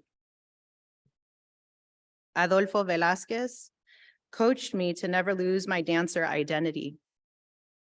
James Macale helped me face my imposter syndrome. Denicio Garcia, he entertained conversations about social capital. And Ruby Turalba, she reminded me of my roots when reaching my goals felt really difficult. My gratitude to the selfless mentors that inspire us to continue to design and challenge with curiosity.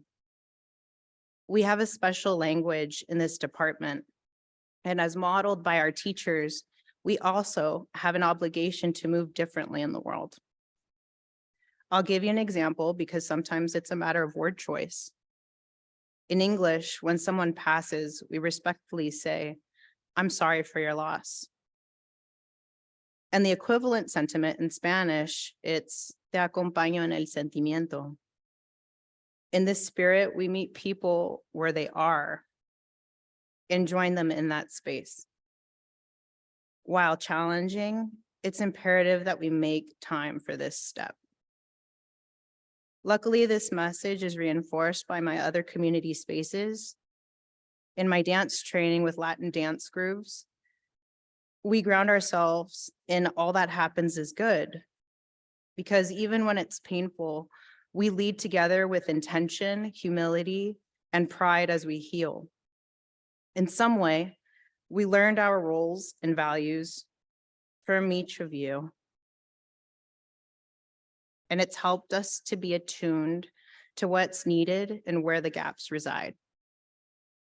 Fellow counselors, it is our job to encourage each other as we move forward. Vanessa Ulibas, a shout out to you for your ongoing collaboration. Like my mentors stated when I began grad school, it's a community effort. I know we've found our sweet spots, the places that will need our skills most. So Hope Dealers, Chinwe and Shirley, and anyone that gave me the gift of their menteeship, like me, their heart space flutters as we are reassured that systems can be built and changed, even on Zoom, and bring all sorts of folks together to best serve communities. So to my peers, lean on your counseling siblings when rest needs encouragement. Boost each other when another's why gets foggy. And dive into this achievement because relishing in your leadership is a must. Congratulations and ashe.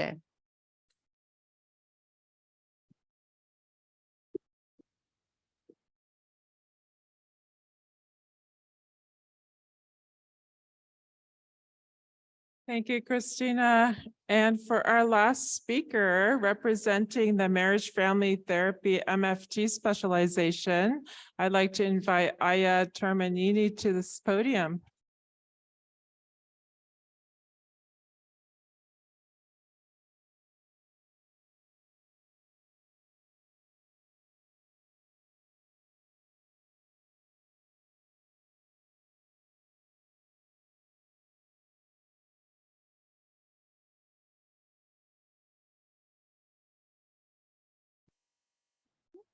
Trying to keep this hat on my head. All right. Whew. Before jumping into things, I want to acknowledge our presence on the native ancestral lands of the Ohlone, Ramaytush, and Muwekma peoples. I am nervous. I am so honored to have been chosen by my peers to represent the marriage and family therapy specialization. Our time in this program has been deeply challenging, but having the privilege of connecting with you all, however briefly, is something I will cherish always. And my heart is so full standing here before each and every one of you on this day. Because today, we find ourselves at both an end and a beginning. Our journey to this point has tested us in ways that have often been unexpected and painstaking. And along the way, we may have questioned ourselves for pursuing this track, but we persisted despite the obstacles we encountered. For many of us, getting to this point feels miraculous because life certainly didn't make it easy. But we're here, and at the end of this long, arduous, and transformative journey, we are finally graduating. Like most major life events, graduation is a day that can be colored by complex and seemingly conflicting emotions. This complexity speaks to the simultaneous beauty and pain of living and how we can hold and experience so much all at once. On this day, I personally find myself both apprehensive and excited, tired and invigorated, and grieving and joyful. The dualities and multiplicities of life are profound and far-reaching, and our role as practitioners is to hold space for that complexity and to accompany those who we work with as they navigate this beautiful and painful world that we live in. That world seems to be one of disconnection, disengagement, and detachment, and our work is in direct contradiction to that disconnection. It is the work of reaching out our hands, our hearts, and our souls in connection with those around us. It is the work of walking alongside, walking in love, and walking in community with others. It is a radical work requiring a radical hope, a radical humility, and a radical solidarity. From this point forward, we must always recall that the work we are entrusted to do is an honor, a privilege, and a challenge. Not everyone can carry the mantle we have chosen to undertake, and there are some who do the role a disservice. Let us never be counted among them. Alongside the power that comes with this work, there is a power innate to each and every one of us. Do not forget that or become disconnected from that truth. As we enter the fields of mental health, wellness, and beyond, we enter spaces that may not have been built for us or for those that we hope to serve. I beseech you all to use your power. Use your power to right wrongs, whether they be individual, historical, or institutional. Use your power to change what can be changed and to dismantle what cannot be redeemed. Most crucially, use your power to empower others because our liberation is inextricably intertwined. Remember, what is easy is not always right, and what is right is not always easy. So push, fight, and never forget your power. Angela Davis once said, "You have to act as if it were possible to radically transform the world, and you have to do it all the time." Now let's get graduated and shake shit up.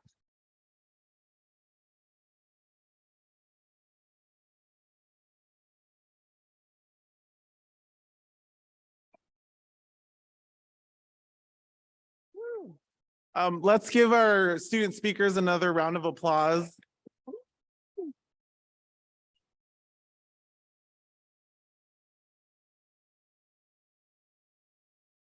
My name is Gil Perez, and I'm a faculty in the Department of Counseling. Each year, the university's 6 colleges select graduate students to receive the Graduate Award for Distinguished Achievement. The recipients are honored for their outstanding academic performance and service to the profession, department, and the community. In the Department of Counseling, faculty nominate students who have demonstrated outstanding commitment to serving communities and the field, as well as maintained exceptional academic engagement and performance. Of the students nominated, a select few are chosen. In addition to distinguished graduate, one award recipient from each college is selected for special honors as the Graduate College Hood. On behalf of the college classmates, they have received the symbolic investiture of the Hood. This year, we are proud to announce that Christina Kabilis yes. Woo! Was chosen to represent the college as the Hood recipient for the commencement. Yes, yes. Woo! Okay, let me bring up yours.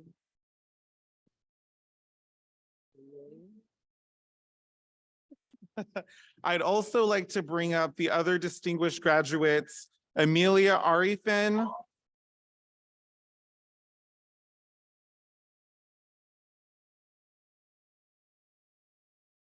Olivia Owens,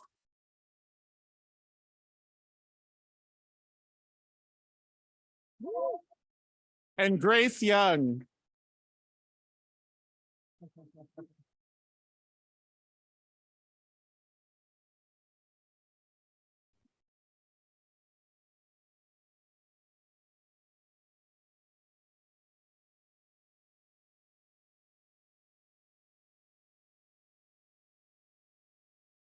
Let's give our distinguished grads another round of applause.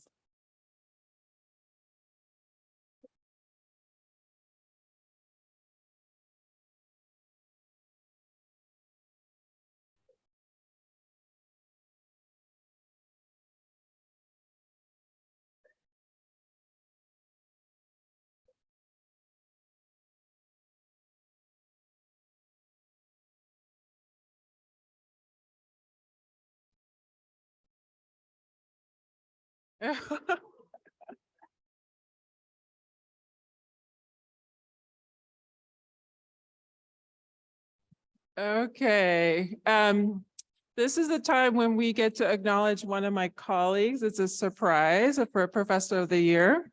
And to introduce and to provide the award will be Adriana Aguilar, if you'd like to come present the award.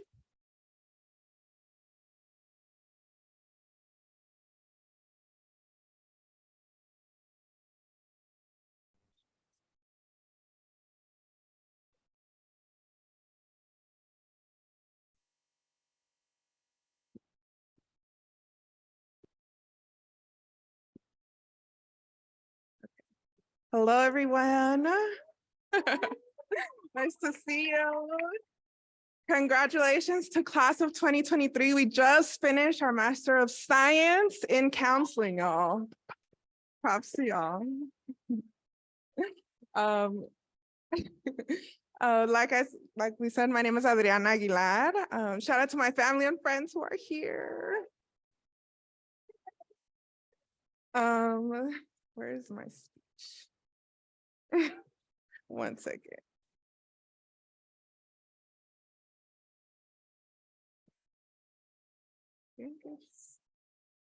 This one, I found it. Thank you. Okay, so I'm excited to be here and I'll be introducing the Professor of the Year Award. The Professor of the Year Award recipient was nominated by the graduating students of the Department of Counseling. The criteria stated the nominee should be a professor who positively impacted your experience in the program, taught a class you really enjoyed, or was influential throughout your graduate school experience. This year's recipient has impacted students through their teaching and mentoring and has made a positive influence on their students. I am truly excited and honored to present the 2023 Professor of the Year Award to Dr. Derek Vines.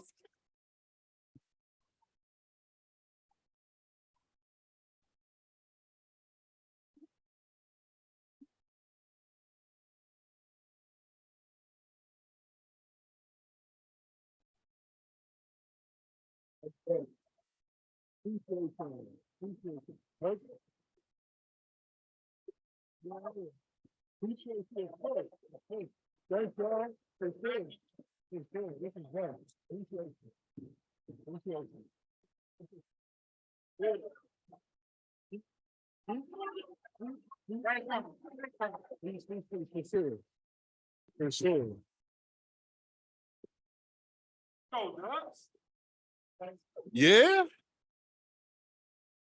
Nah, this is dope. I'll be super brief. I know families are like, yo, can we hear our people's names? So I'll be brief. Yeah, just like I start and end every class with a lot of gratitude.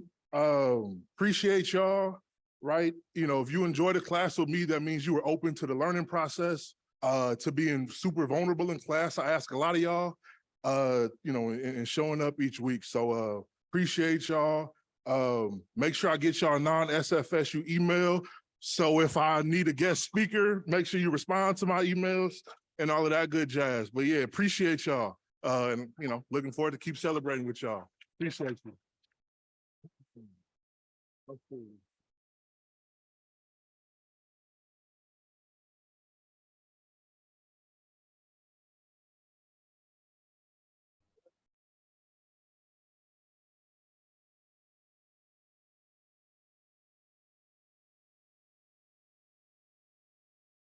Wow, it's time. We have now come to the moment that you have all worked for. It's my pleasure to begin conferring the degrees and certificates. I will now ask the graduates to please stand. And if I could have the MFCC students line up first. The clinical mental health counseling students line up second. So yes, MFCC, please go. Go on. Come join us. And next, the clinical mental health counseling folks. So if there are CMHC folks in the front, yes, please. And next, if we could have our school counseling folks.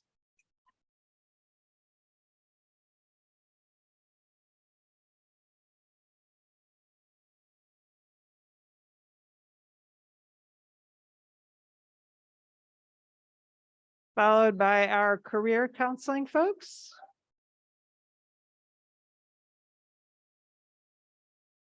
And our college counseling folks.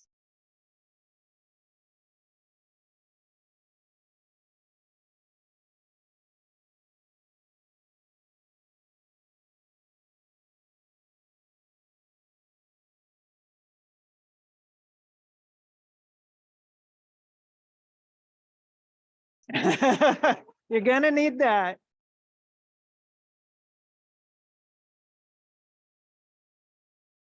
All right, please, I would like to invite our marriage, family, and child counseling graduates for 2023 to please come up and be hooded.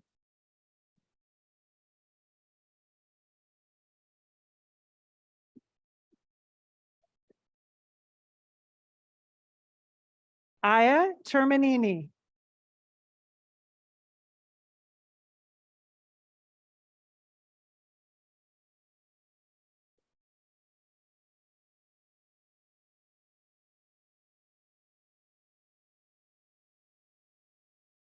Reynaldo Vargas.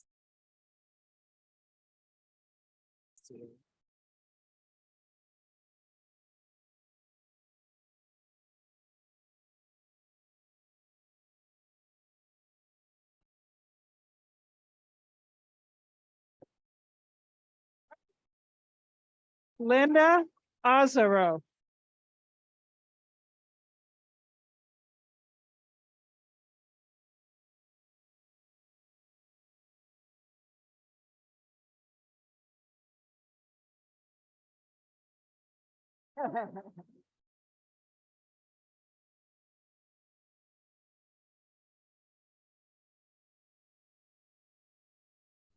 Dejan Gray.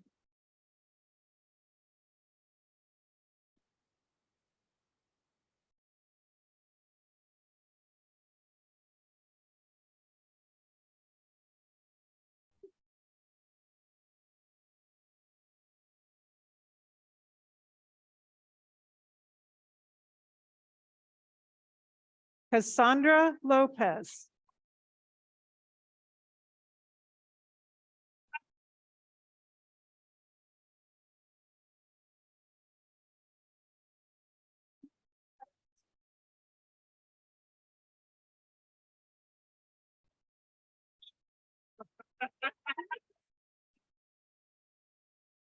Afsane Azatiar.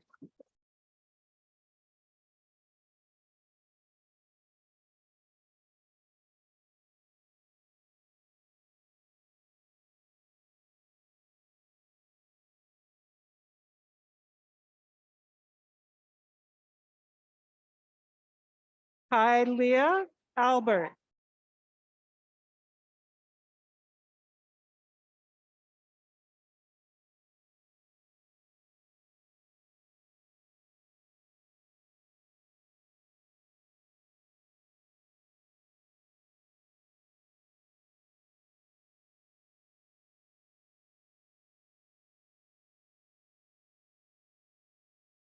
Natasha Avery.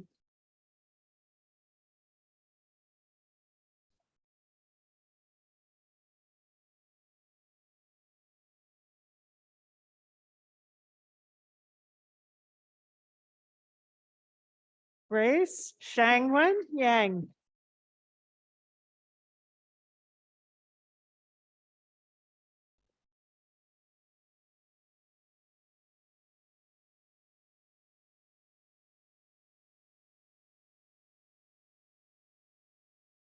Karina Duran.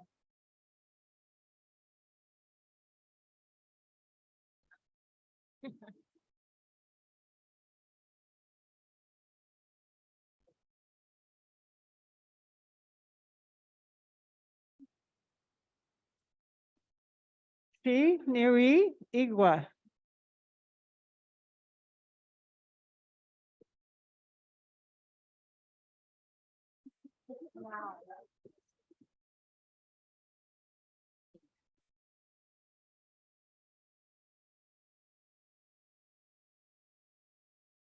Mao Loney.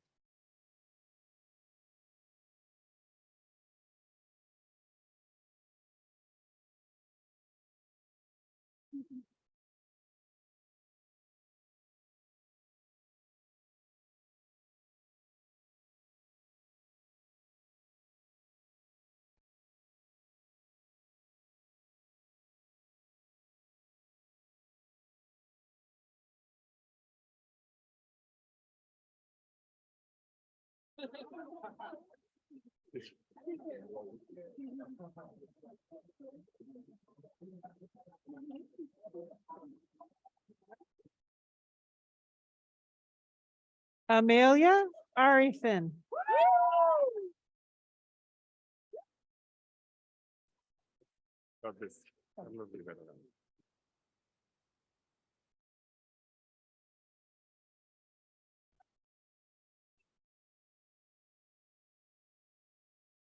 Carlos Riveros Gomez.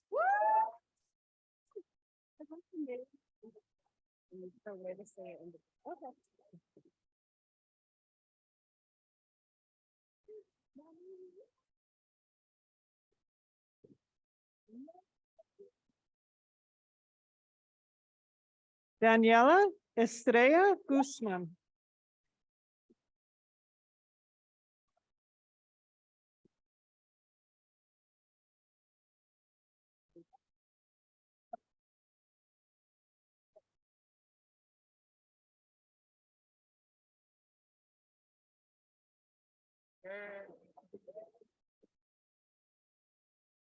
Yuselin Martinez.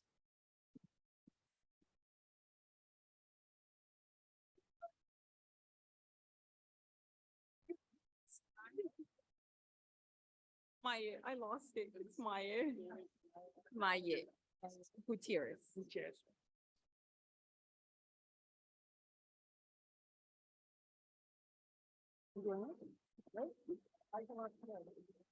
Maye Gutierrez.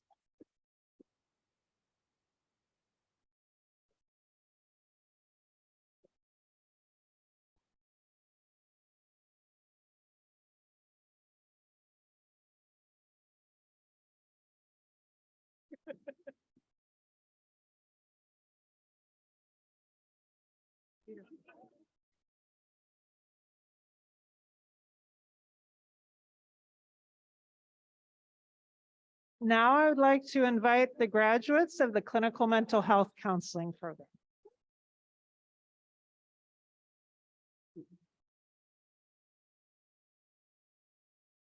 Christina Cabiles.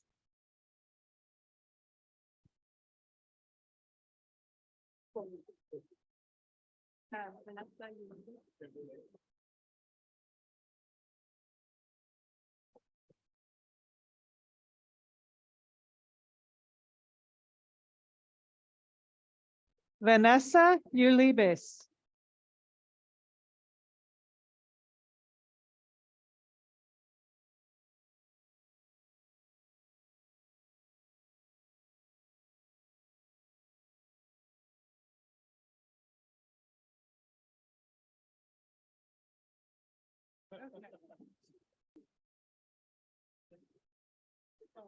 Wesley Nelson.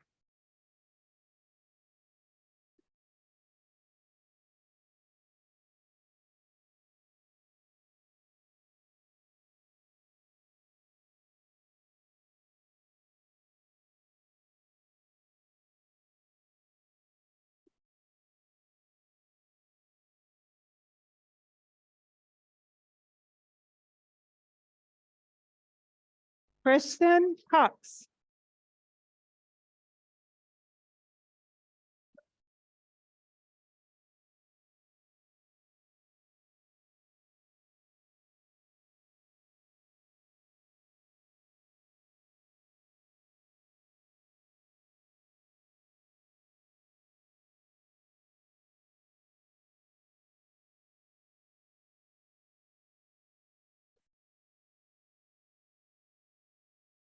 Leisha Ishikawa.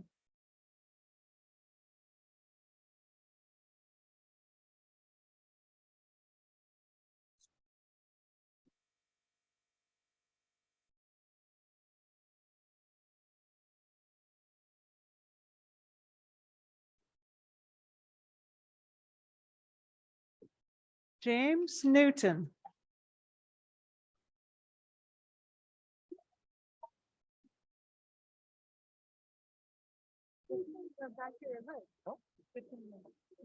Yes. What's the shoulder?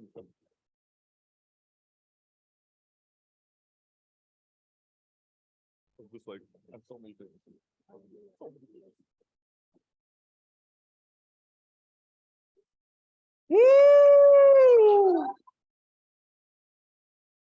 And now I'd like to invite the graduates of the school counseling specialization.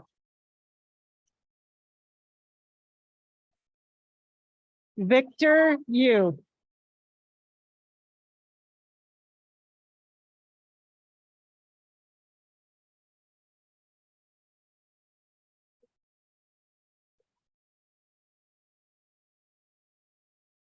Shirley Sang.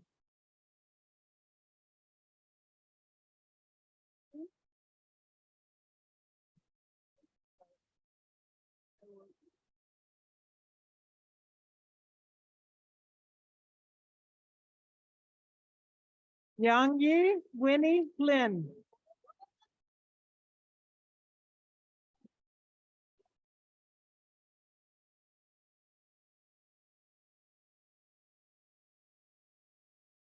Lucero Galvan.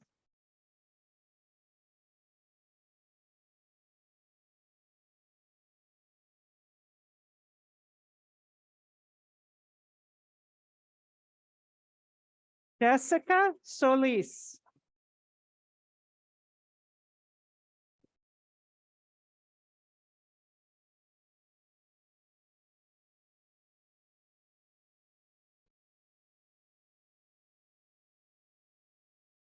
Joanne Wang.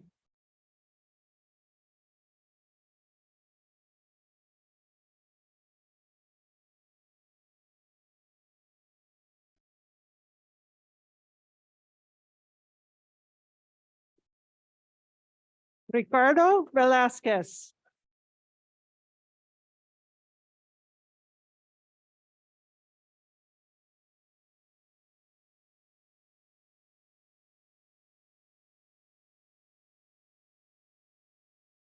Alexis Rosenbaum.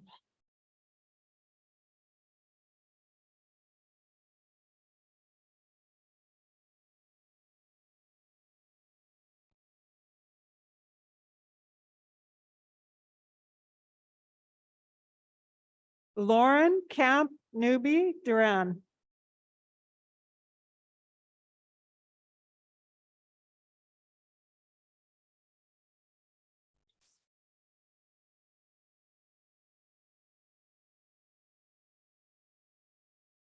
Ina Yisayans.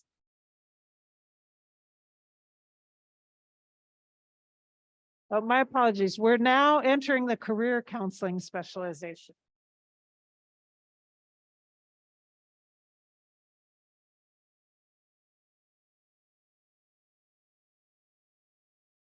Jose Jaimes.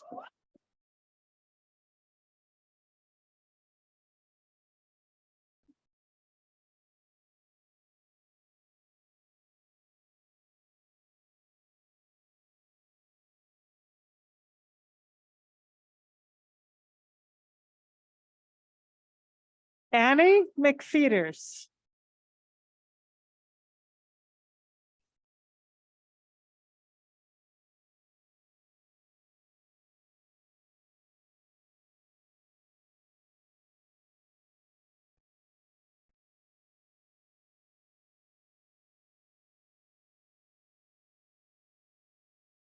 And now I would like to invite the college counseling specialization graduates.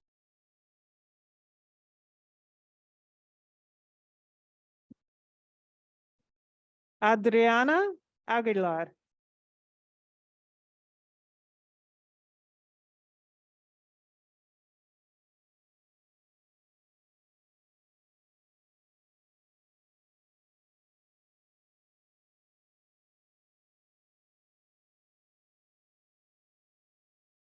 Jacqueline Avinia Espinosa.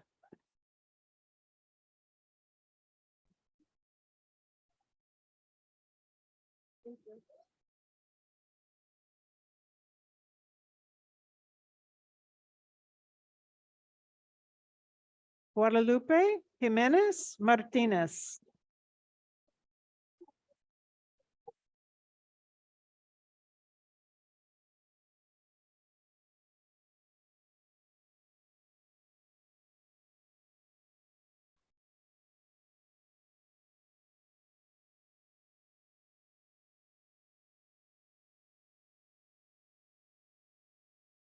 Olivia Owens.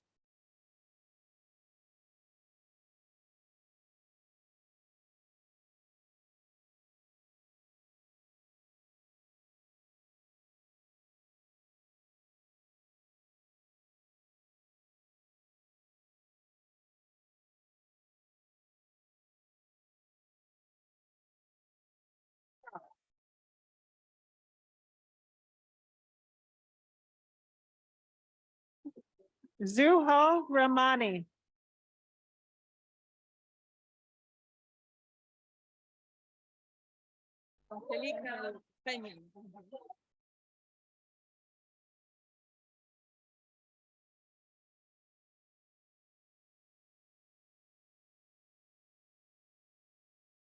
Angelica Peña.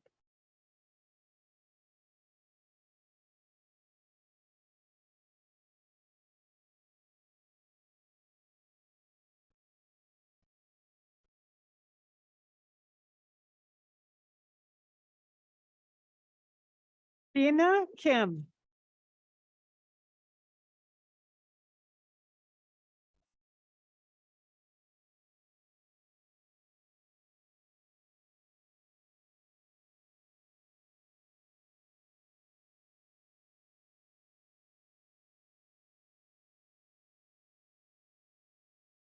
Abby Mallory.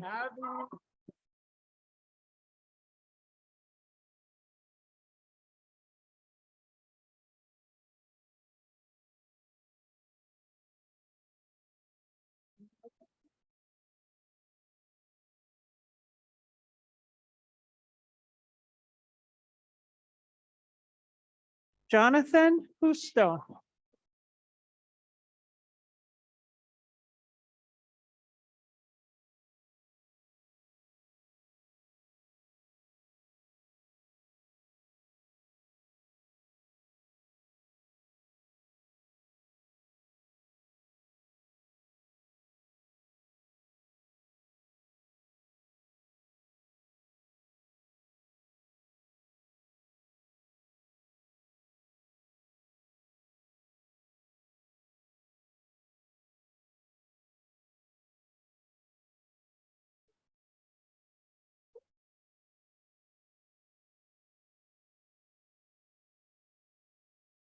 This concludes the awarding of the master's degrees.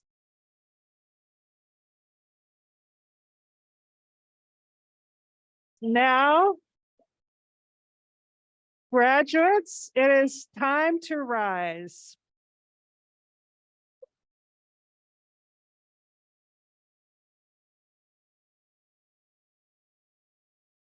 And it is now time to move your tassels from the right side to the left side.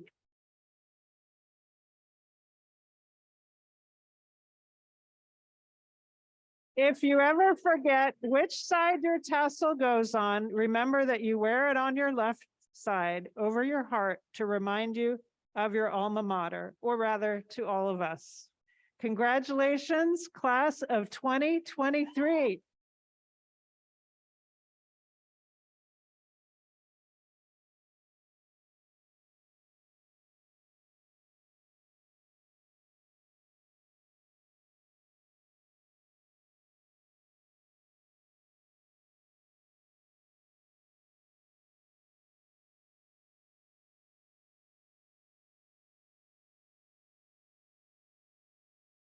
Thank you all so much for coming.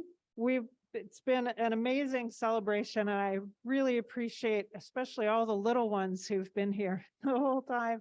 Thank you all, and we have refreshments for everyone in the back. We hope that you stay and join us for the mini cupcakes and water. And graduates, congratulations, and thank you so much for all you've given to us.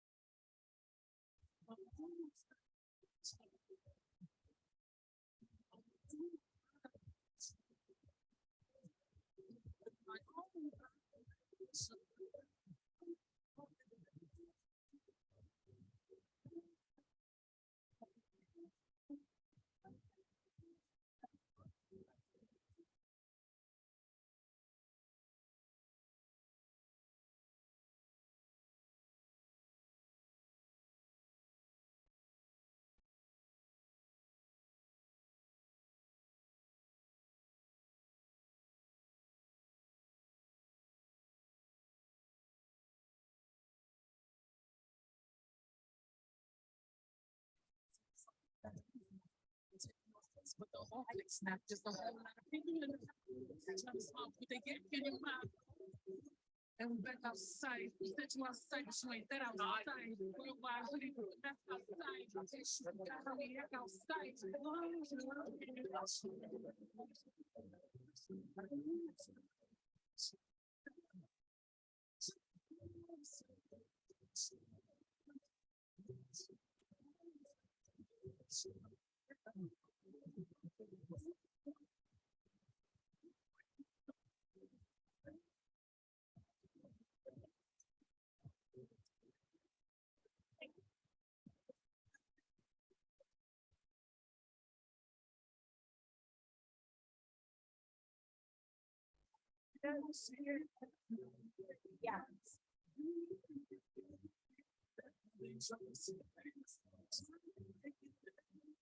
Yeah.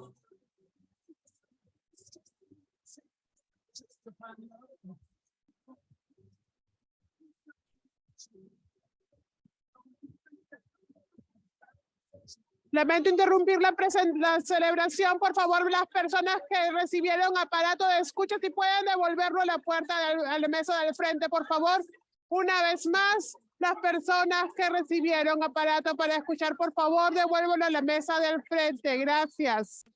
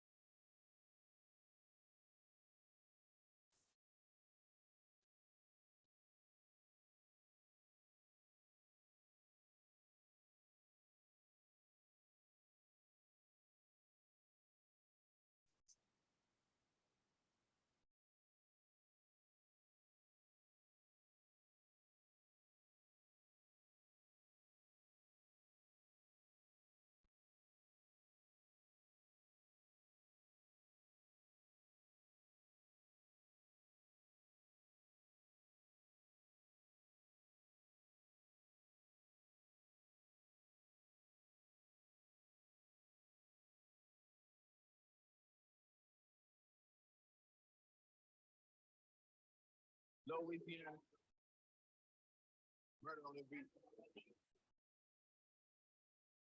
Y'all cut up to you.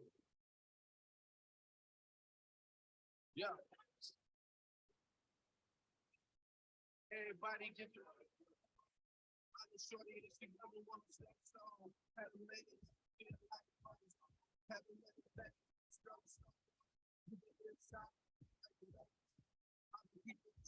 To the table, working hard.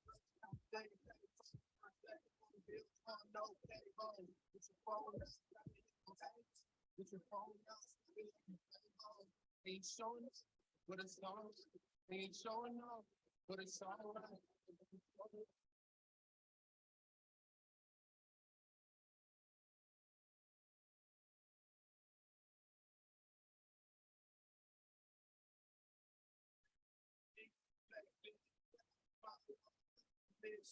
You really quite been for me. You gotta be nice for what, city? There, you gotta be there. You got to be big, positive, big, you can take it back there. You ain't stressing on the love and the past year. Finish round 5. All the time you can see inside. They don't really get the same on time. You can go day, time, Saturday, call the girl, club, gotta take that club, gotta hit the club like you found out, you showing what it's all, you showing up what it's all right.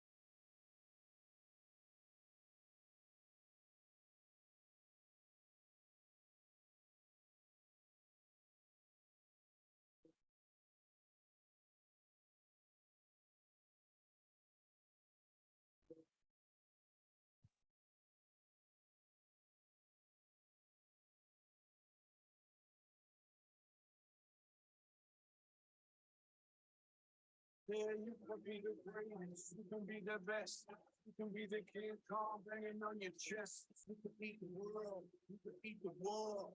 Talk to God, go banging on his door. You can throw your hands up, you can beat the clock, you can move a mountain, you can break rocks, you can be a master. Don't wait for luck, dedicate yourself and you put on yourself.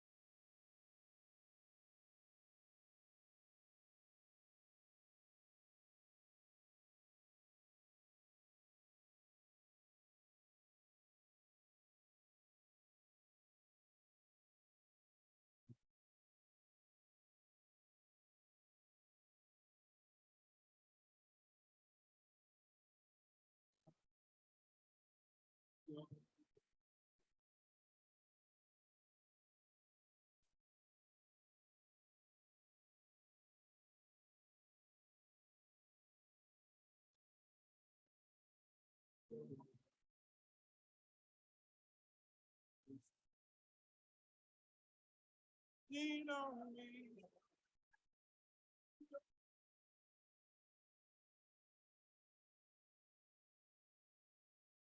I'm there.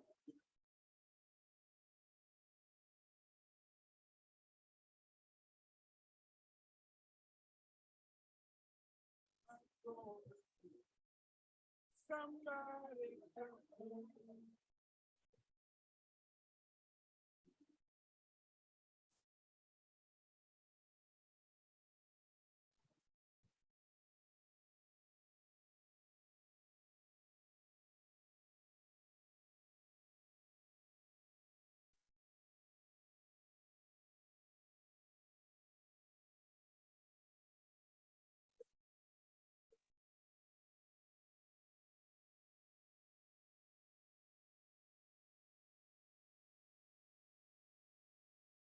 Somebody help me.